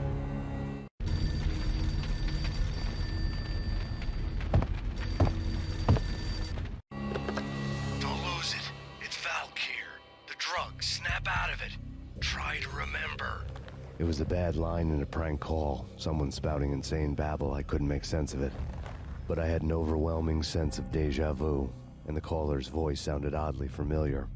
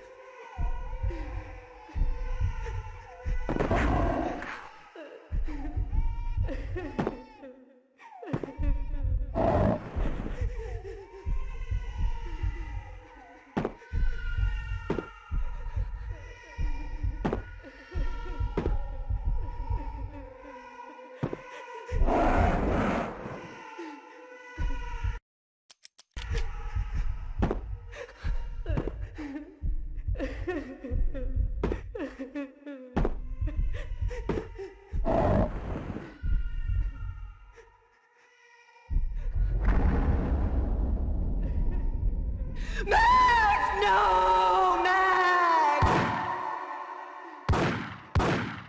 Murderer! You killed her!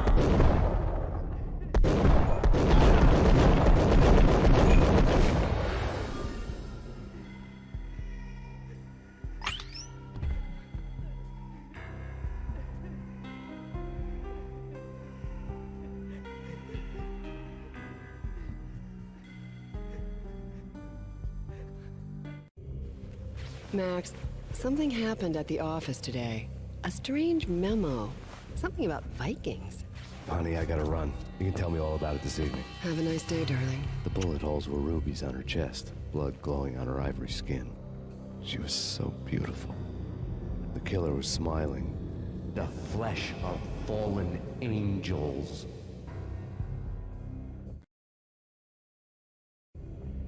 Slowly, the green nightmare faded, leaving dark stains on my soul that would never come off. I felt like flatlining. I was all shook up. I woke up in a cold sweat, sick and tired to the bone, lying in a puddle of my own puke. The hag had said take me to Cold Steel before it had all gone crazy. It was a clue, the only one I had. It took me forever to crawl back to my feet and hit the road, but when I did, I drove straight to Cold Steel Foundry outside the city. There was a whole lot of action around the place for a freezing winter night. Trucks coming and going, men running. I had the drop on the mystery witch. She thought I was dead.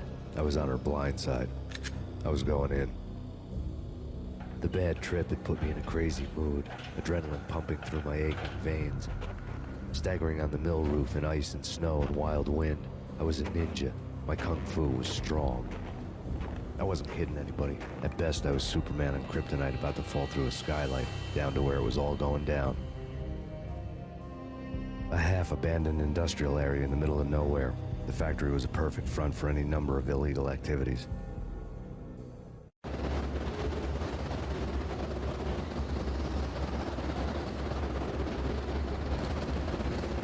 In the belly of the plant, molten metal boiled and bubbled like a witch's brew.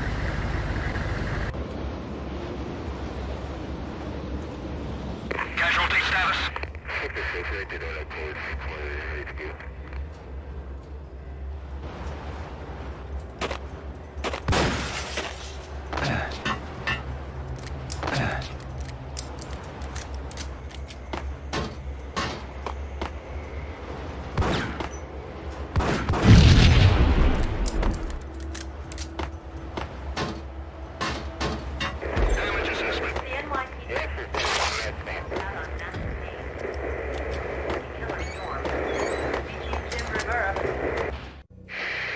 Life-threatening weather conditions.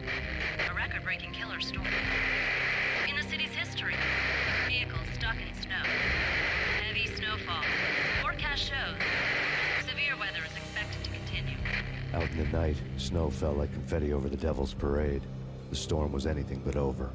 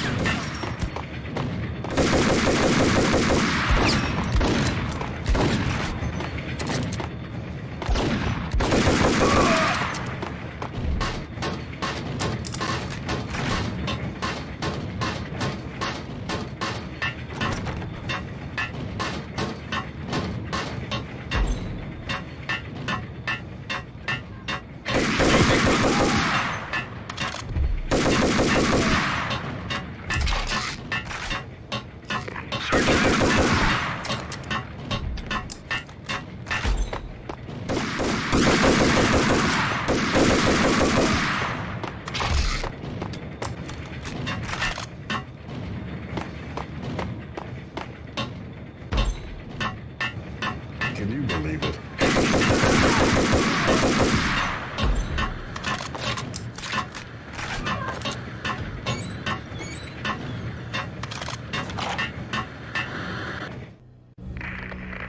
Perimeter breached. The facility has been compromised. Repeat, the Deep Six compromised. Initiate Operation Deadeye. The walkie-talkie military lingo could mean only one thing. They were getting ready to destroy the evidence and vanish into the night. I was so close. The hidden truths were just around the corner.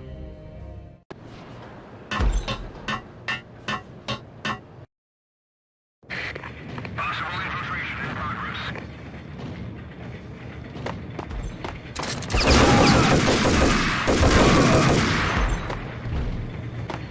The folder on the table told the grim tale.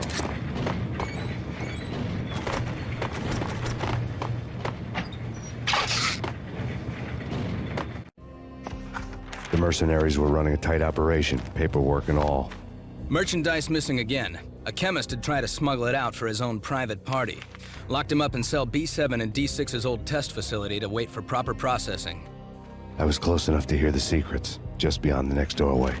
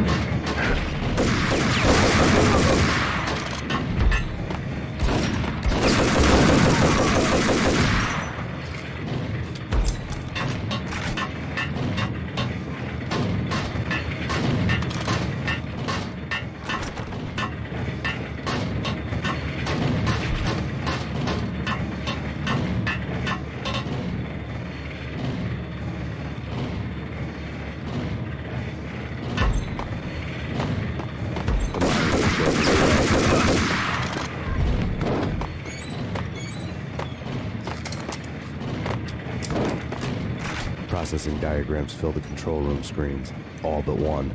An elevator titled D6 on one of the screens, somewhere onwards, past rows of ovens, in the core of the plant.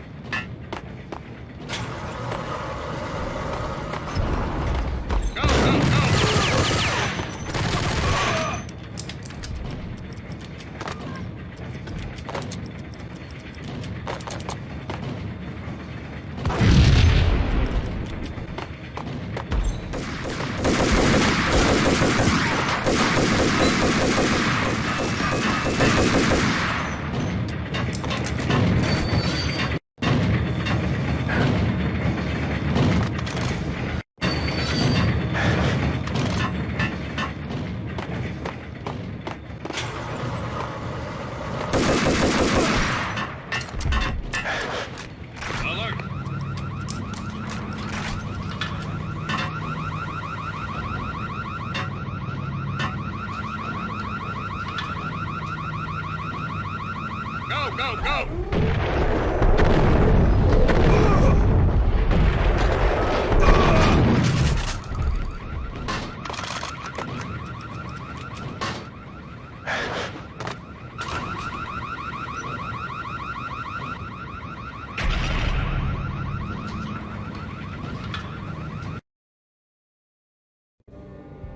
I had taken on the role of the mythic detective, Bogart as Marlowe, or as Sam Spade going after the Maltese Falcon to unravel all the mysteries. Following a path of clues to that final revelation, even if it would take me down to the cold, cavernous depths of a grave. You can't do this! My men are still inside! Do you have any idea why this is called Operation Deadeyes?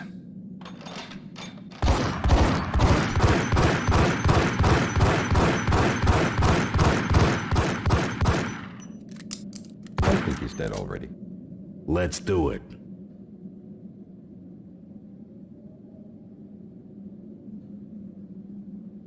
Attention all personnel. The self-destruction sequence has been initiated. Evacuate the complex We've got immediately. company. Repeat. The self-destruction sequence has been initiated.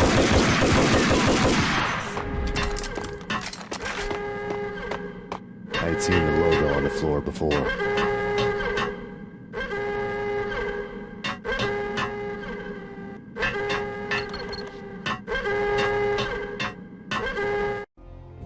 There was an old army bunker under the steel mill. I knew the military plaque on the floor. I had seen 1,000 variations of the insignia on crumbling brick walls everywhere in the city.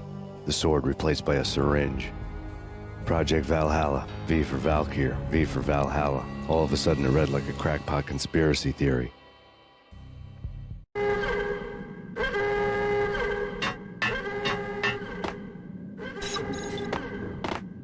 Abort! Abort!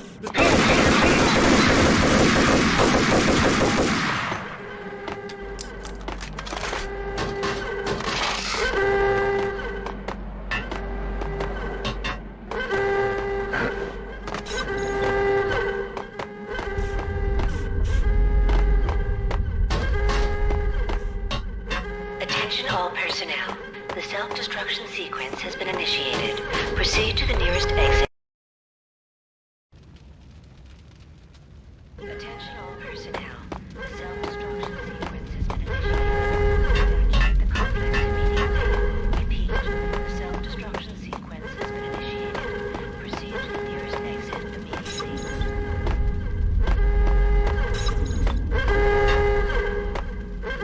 The chemist had been using the workstation when he died. The half-life of the lab rat had ended online, his password blinking on the screen. 665, neighbor of the beast.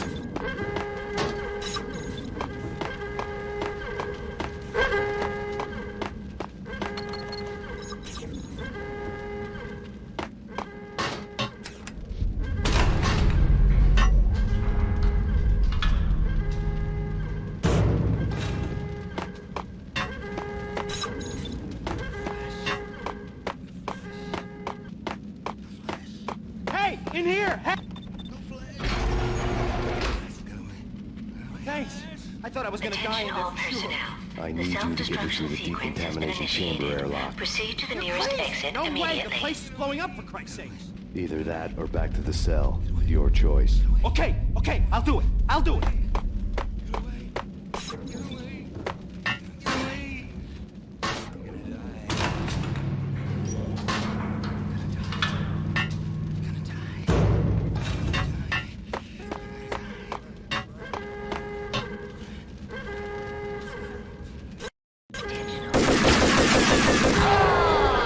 Pressure is too much.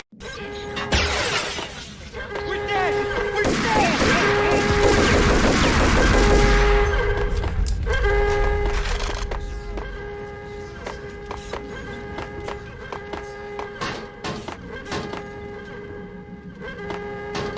Get in! I'll punch you through! After this, you can go. You're a free man. Decontamination in progress. Decontamination.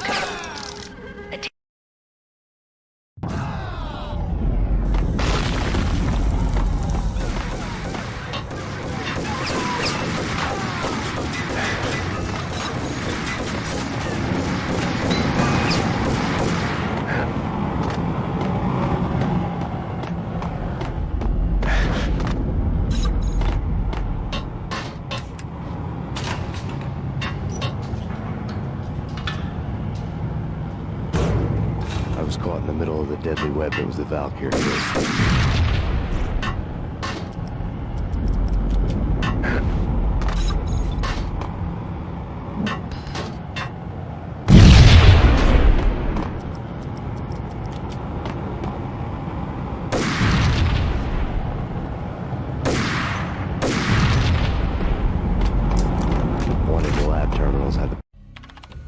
Top secret. Project Valhalla. U.S. Army. Yggdrasil Network. Valhalla, the otherworldly place in Norse mythology where the bravest heroes spent their afterlife feasting and fighting forever, their wounds miraculously healed night after night. Valkyr, the maidens who chose the most courageous Viking warriors and carried them to Valhalla. 1991. The research objective is to create a chemical substance to enhance the stamina and morale of infantry troops. 1995. Results unsatisfactory. Project canceled. Someone had decided to continue the sick experiment unauthorized. Project compromised. Data leak. Fix the damage by any means necessary. Security clearance red. Authorized by the project lead. Field test. Double the dosage for all the remaining test subjects. Observe and record the subject's behavior in an urban setting. The drop-off point was my old address in New Jersey. The file dated 3 years ago. Just when you thought you had reached the deepest depths of horror, it suddenly got worse.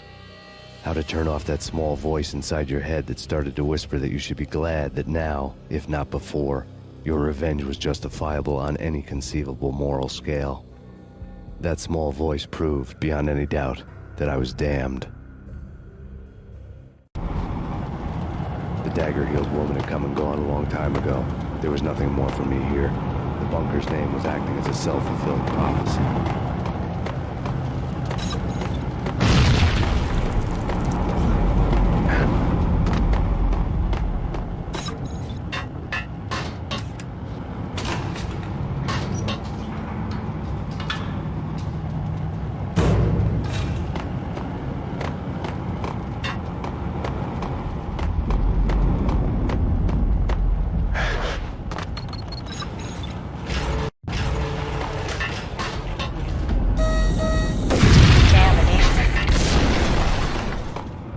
Self-destruction imminent. 30, 29, 28, 27, 26, 25, 24, 23, 22, 21, 20, 19, 18, 17, 16, 15, 14, 13, 12, 11, 10, 9, 8, 7, 6, 5, 4, 3,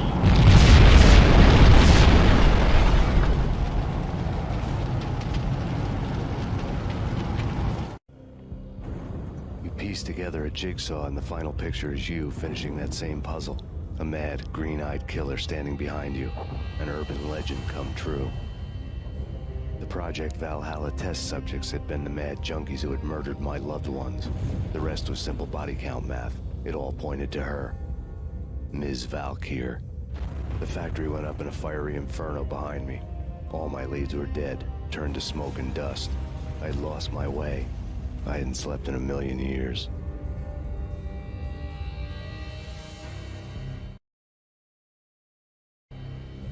I felt thin as death.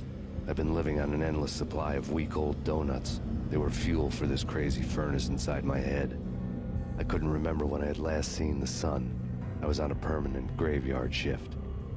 When the darkness fell, New York City became something else, any old Sinatra song notwithstanding.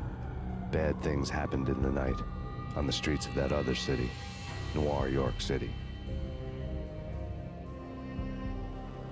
I was in an all-night diner, downing cup after cup of coffee that tasted like engine oil, when a new message from BB got me back on the killer track. What the hell happened at Roscoe Street? Maxie, I'm going out on a limb here. We need to talk this through, come up with a plan. 2:30 a.m., the Choir Communications Garage. The more I thought about Alex's murder and the frame-up, the more it felt like an inside job. I should have seen it coming. BB had sold me out, and now he wanted to finish what he'd started. The garage was dead. BB showed up in his tailor-made suit, gold watch, and cufflinks to match. All way beyond a cop's pay. Maxie. Oozing suave charm, he was guilty as hell. What the hell does BB stand for anyway? Backstabbing bastard? Come on, don't be like that. Have a cigar. I don't smoke. Maxie, you have no idea how big this is. It's huge. You have no idea. I think I do. You're a bribe-taking bent cop who sold out his partner. Those mobsters in the subway were a dead giveaway. Hard to miss. Bet it was exactly like this with Alex. Up close and personal. You can't win this one, Max. No, but I can make damn sure none of you do either. BB turned out to be another cardboard cutout bad guy.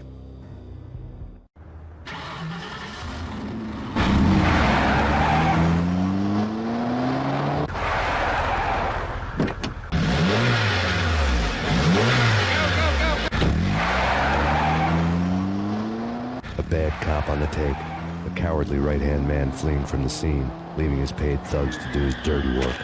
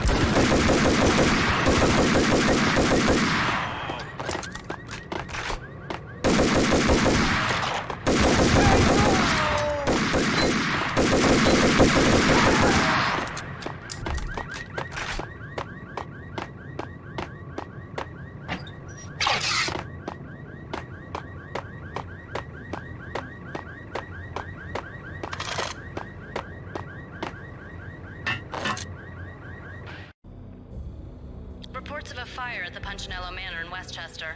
The manor is the home of Angelo Punchinello, the alleged head of the Punchinello crime family. The police are now saying, contrary to their earlier statements, that Max Payne is still alive and at large.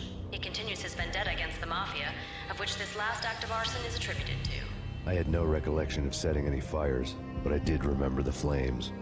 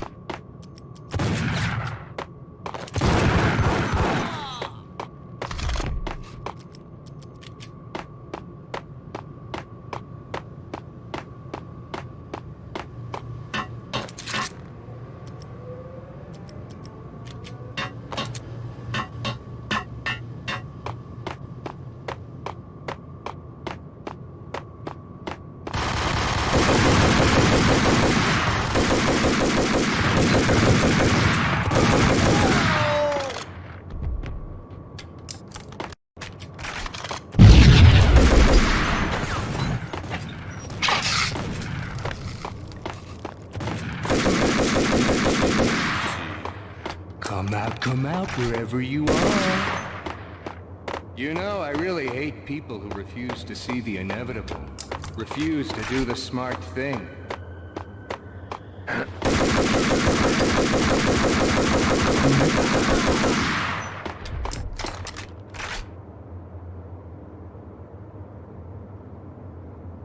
A payphone started to ring.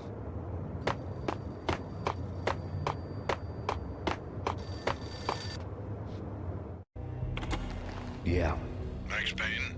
Whatever does it for you. This is Alfred Woden. I can give you the name of your enemy. Come to the Asgard building presently. We are expecting you.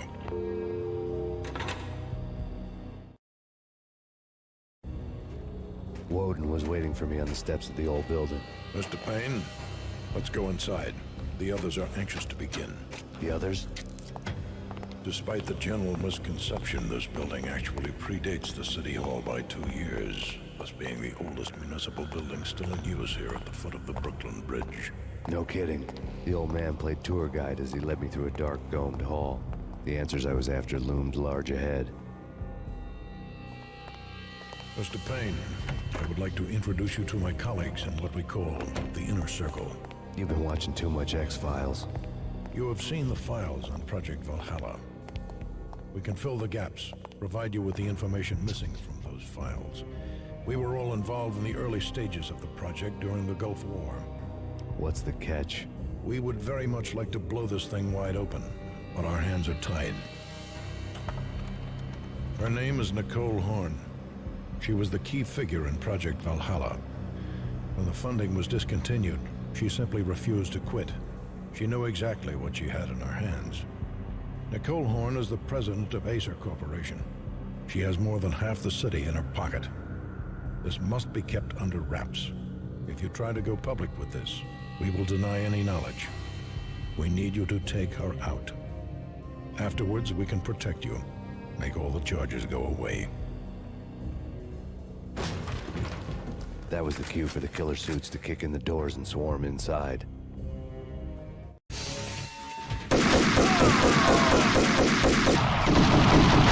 It was an impressive floor show, but I decided to leave early anyway. It was only a one-story fall. Lucky me.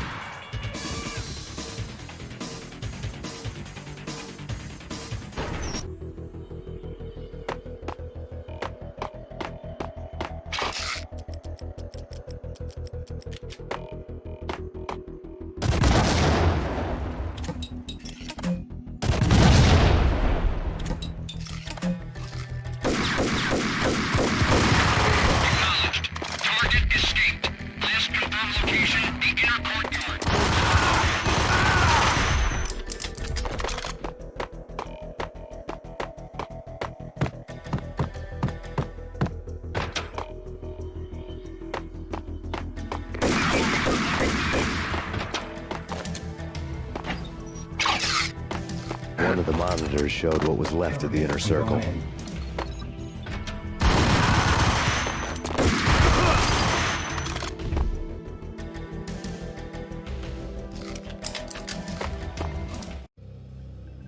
On screen, the so-called corpse of Alfred Woden stood up, miraculously waking from his dirt nap, looking smug among his dead pals. In the land of the blind, the one-eyed man is king. I didn't know how he pulled it off, but it was a pretty slick way to get out of all his promises. Most of what he had said fit too well to be a load of crap.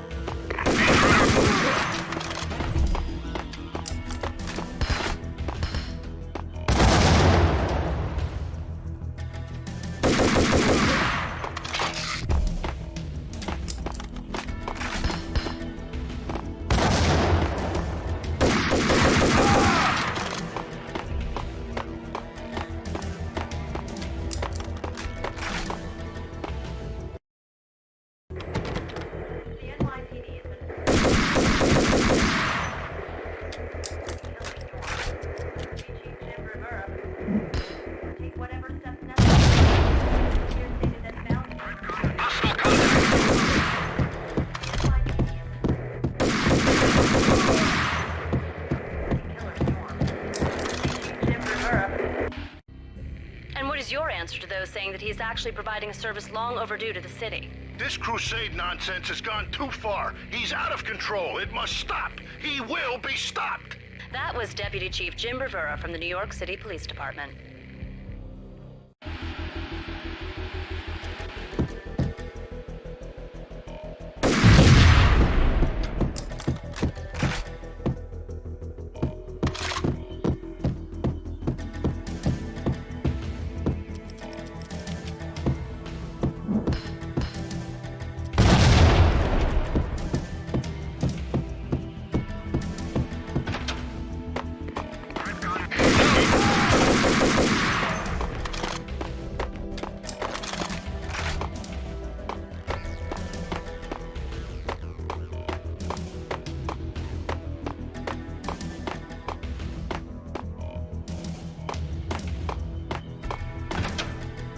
A videotape lay on the desk.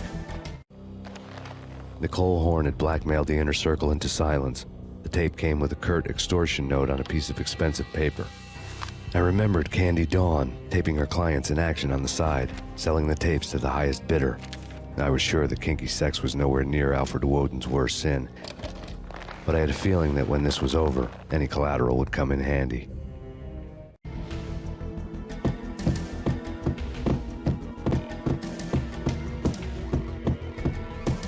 Woden had lent me a present. Woden had taken care of my mission preps with military precision. The critical areas in the Acer Corporation headquarters blueprints were circled in red. The president's office was at the top of the building, right below her penthouse suite. The elevators were controlled by a security computer, part of the mainframe located underground below the building. The high-rise was sealed as tight as a sci-fi fortress.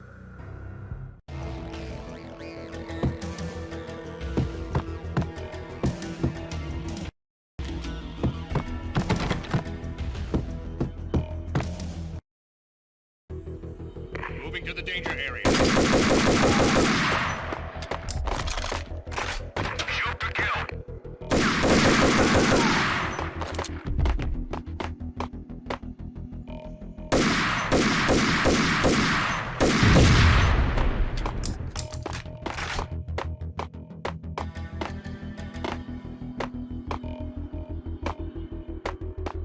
The best movie ending ever? Gotta be Butch Cassidy and the Sundance Kid. A hero's end, going out with guns blazing. Never heard of it. No? Okay, newer stuff then. The Usual Suspects, where Spacey walks out of the police station and suddenly loses his limb. Or hey, Seven, where Brad Pitt gets to that head-sized blood-soaked cardboard box. Now I know. Freaking zombie demons from outer space. Drowning in blood was cool. Oh, why do I even bother? Sometimes, honestly, I don't know.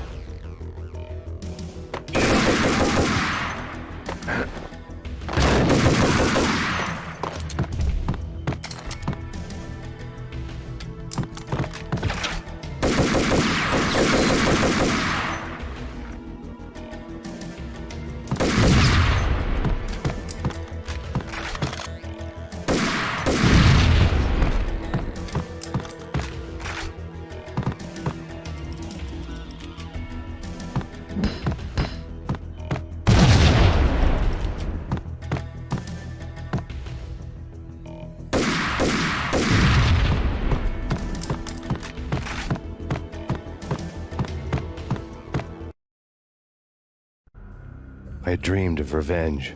Those dreams were always nightmares, of coming close and then failing. Now I was close. I had a name to guide me, Nicole Horn. I had nothing to lose.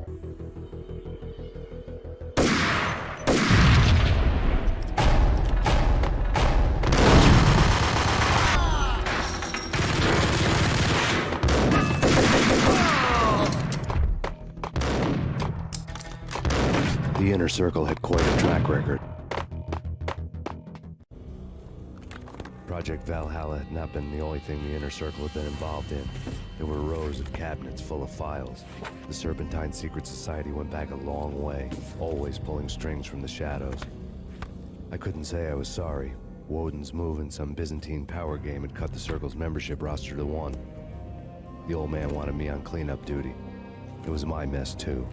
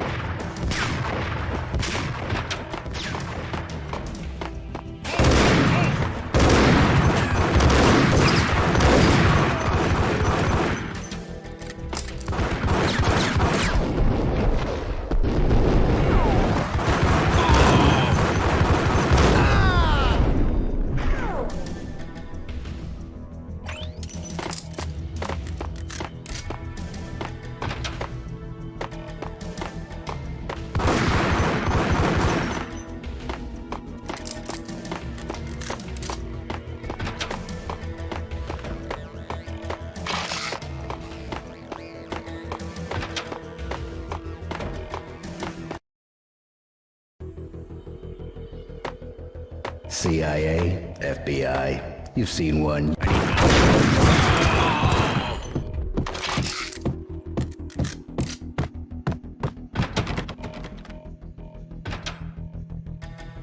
Take him down. Shoot to kill. Let's finish this.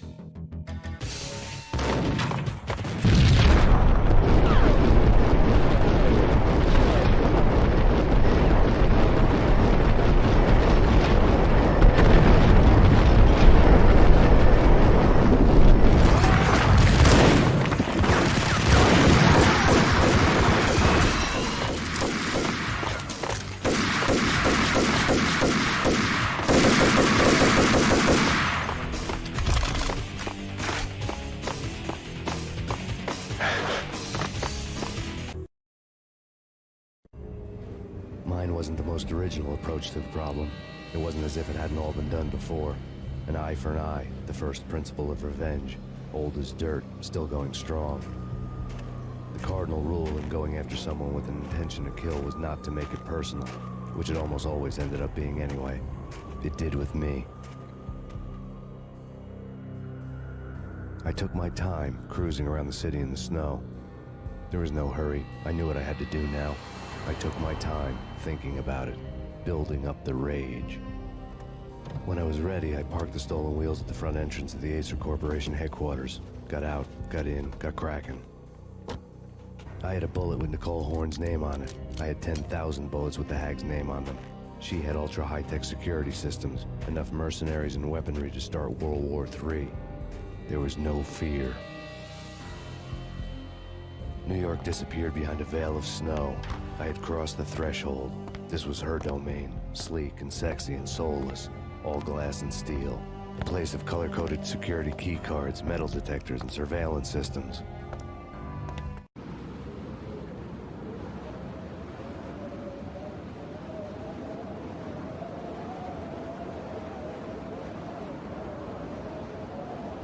Colder than a walk-in fridge. Cold as a gun.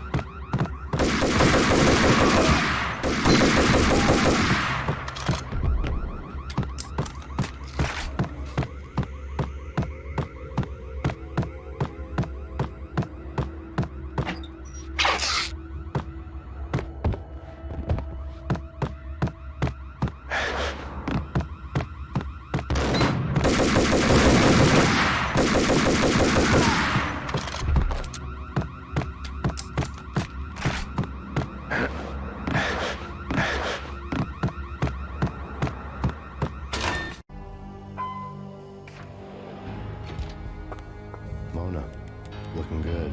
Max, we gotta stop meeting like this. It will be a cold day in hell before I let a narc cop stop me. Miss Sachs, do your job.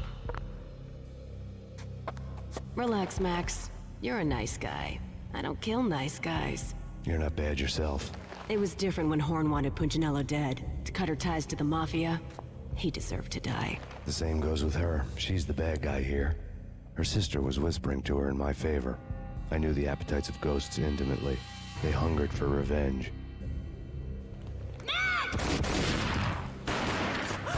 No! A gunshot boomed and she fell down in slow motion. She was a nice girl. Not really a stone-cold killer. And now she was stone-cold dead. Like religious fanatics or loyal samurai, Horn's private army was coming at me.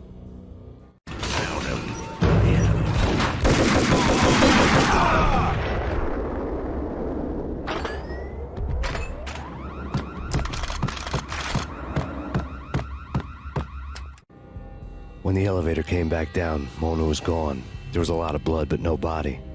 Something clicked for the final time. My mind had never been so clear, as if somewhere high above the storm clouds were already gone, cold stars blazing from the black skies.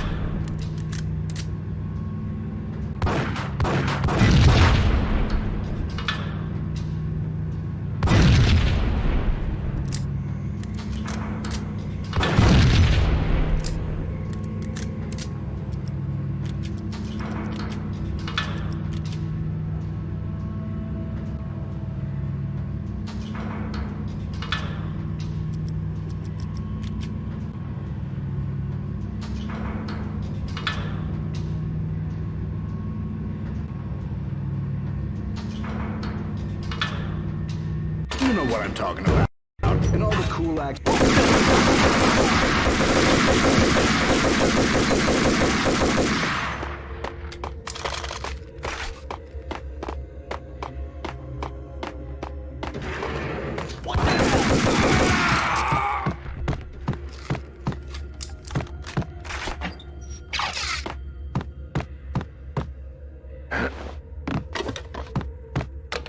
I had elevator access to the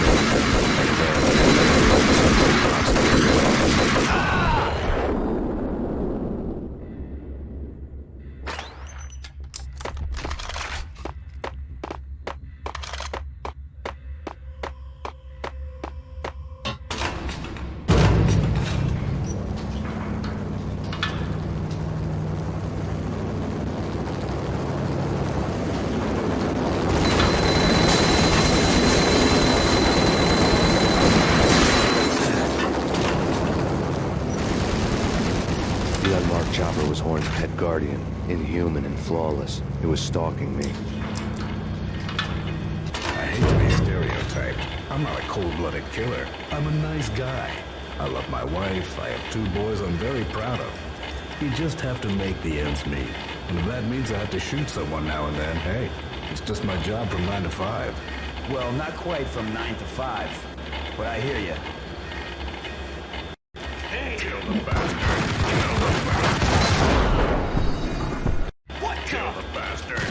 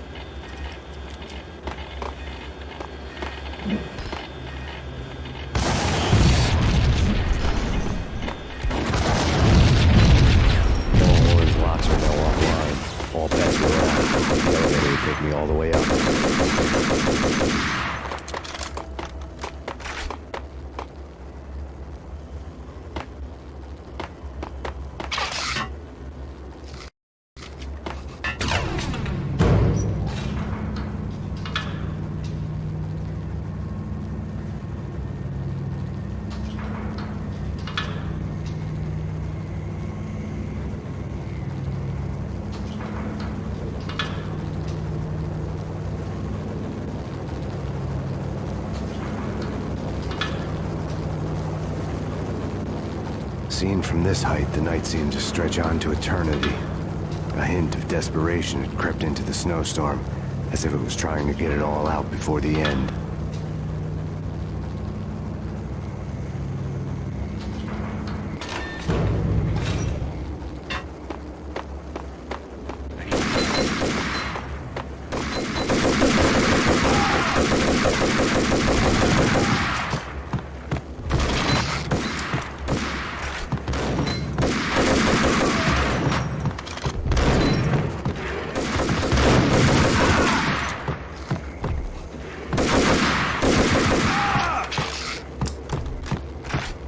Horn's personal computer was on. Next to the printer was a neat stack of expensive paper. Hacking through Horn's computer would have unearthed files of criminal plans, strategies for world domination, spy helicopter reports, illegal wiretap recordings, internet porno, all of the above. Take your pick. I really didn't care anymore. I had seen too much of it already.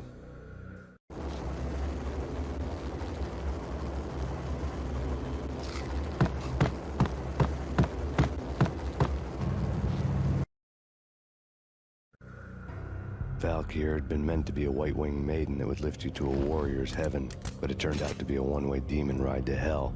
The devil was in the drug. I knew. I had met him.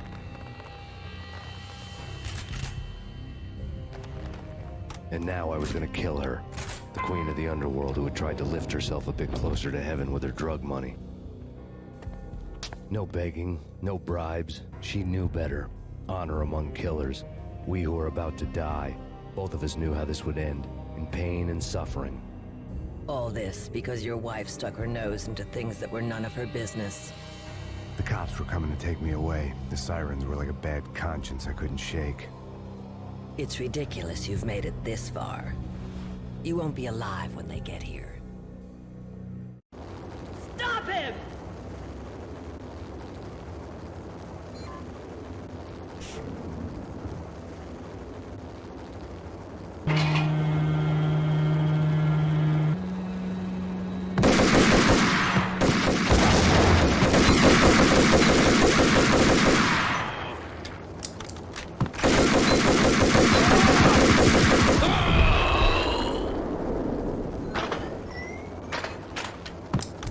The elevator lobby. Get us back up now.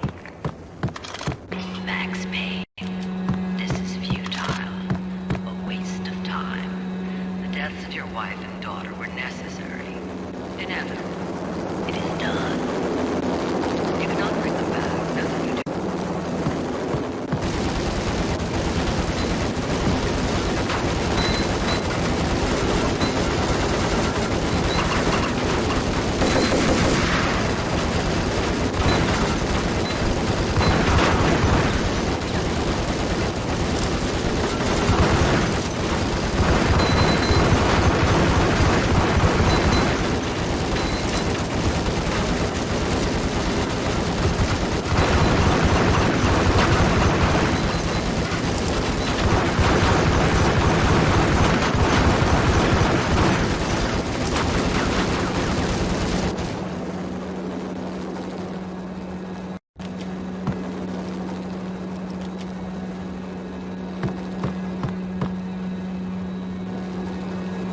Max Payne, you are fighting a losing battle.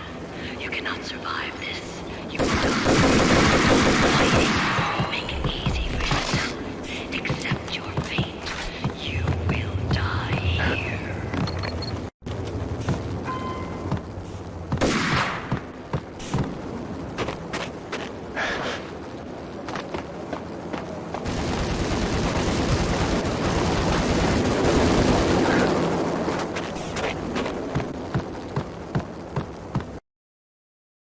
Max Payne, face it.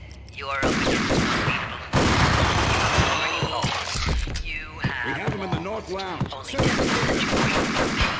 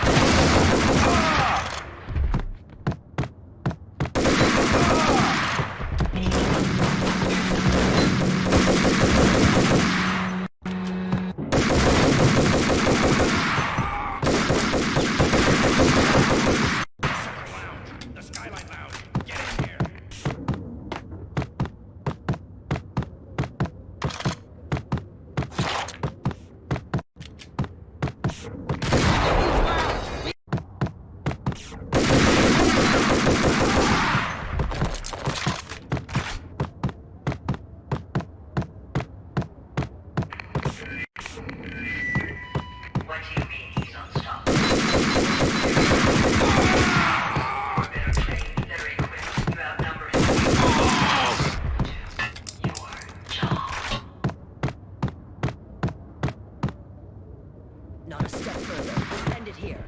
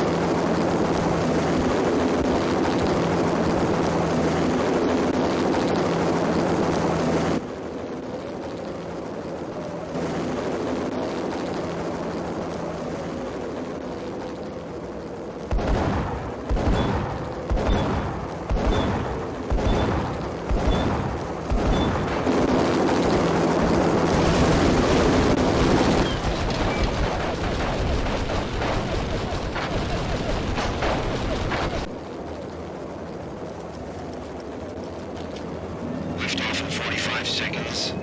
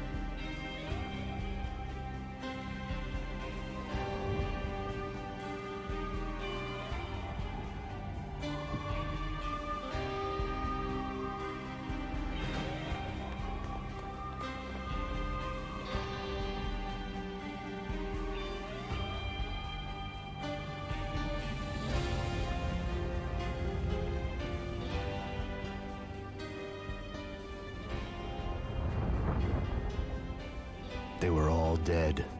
The final gunshot was an exclamation mark to everything that had led to this point. I released my finger from the trigger. And then it was all over. The storm seemed to lose its frenzy. The ragged clouds gave way to the stars above. Max Payne, this is Deputy Chief Jim Bravura from the NYPD. We've got the building surrounded. Throw down your weapons and lie down with your hands behind your head. A bit closer to heaven.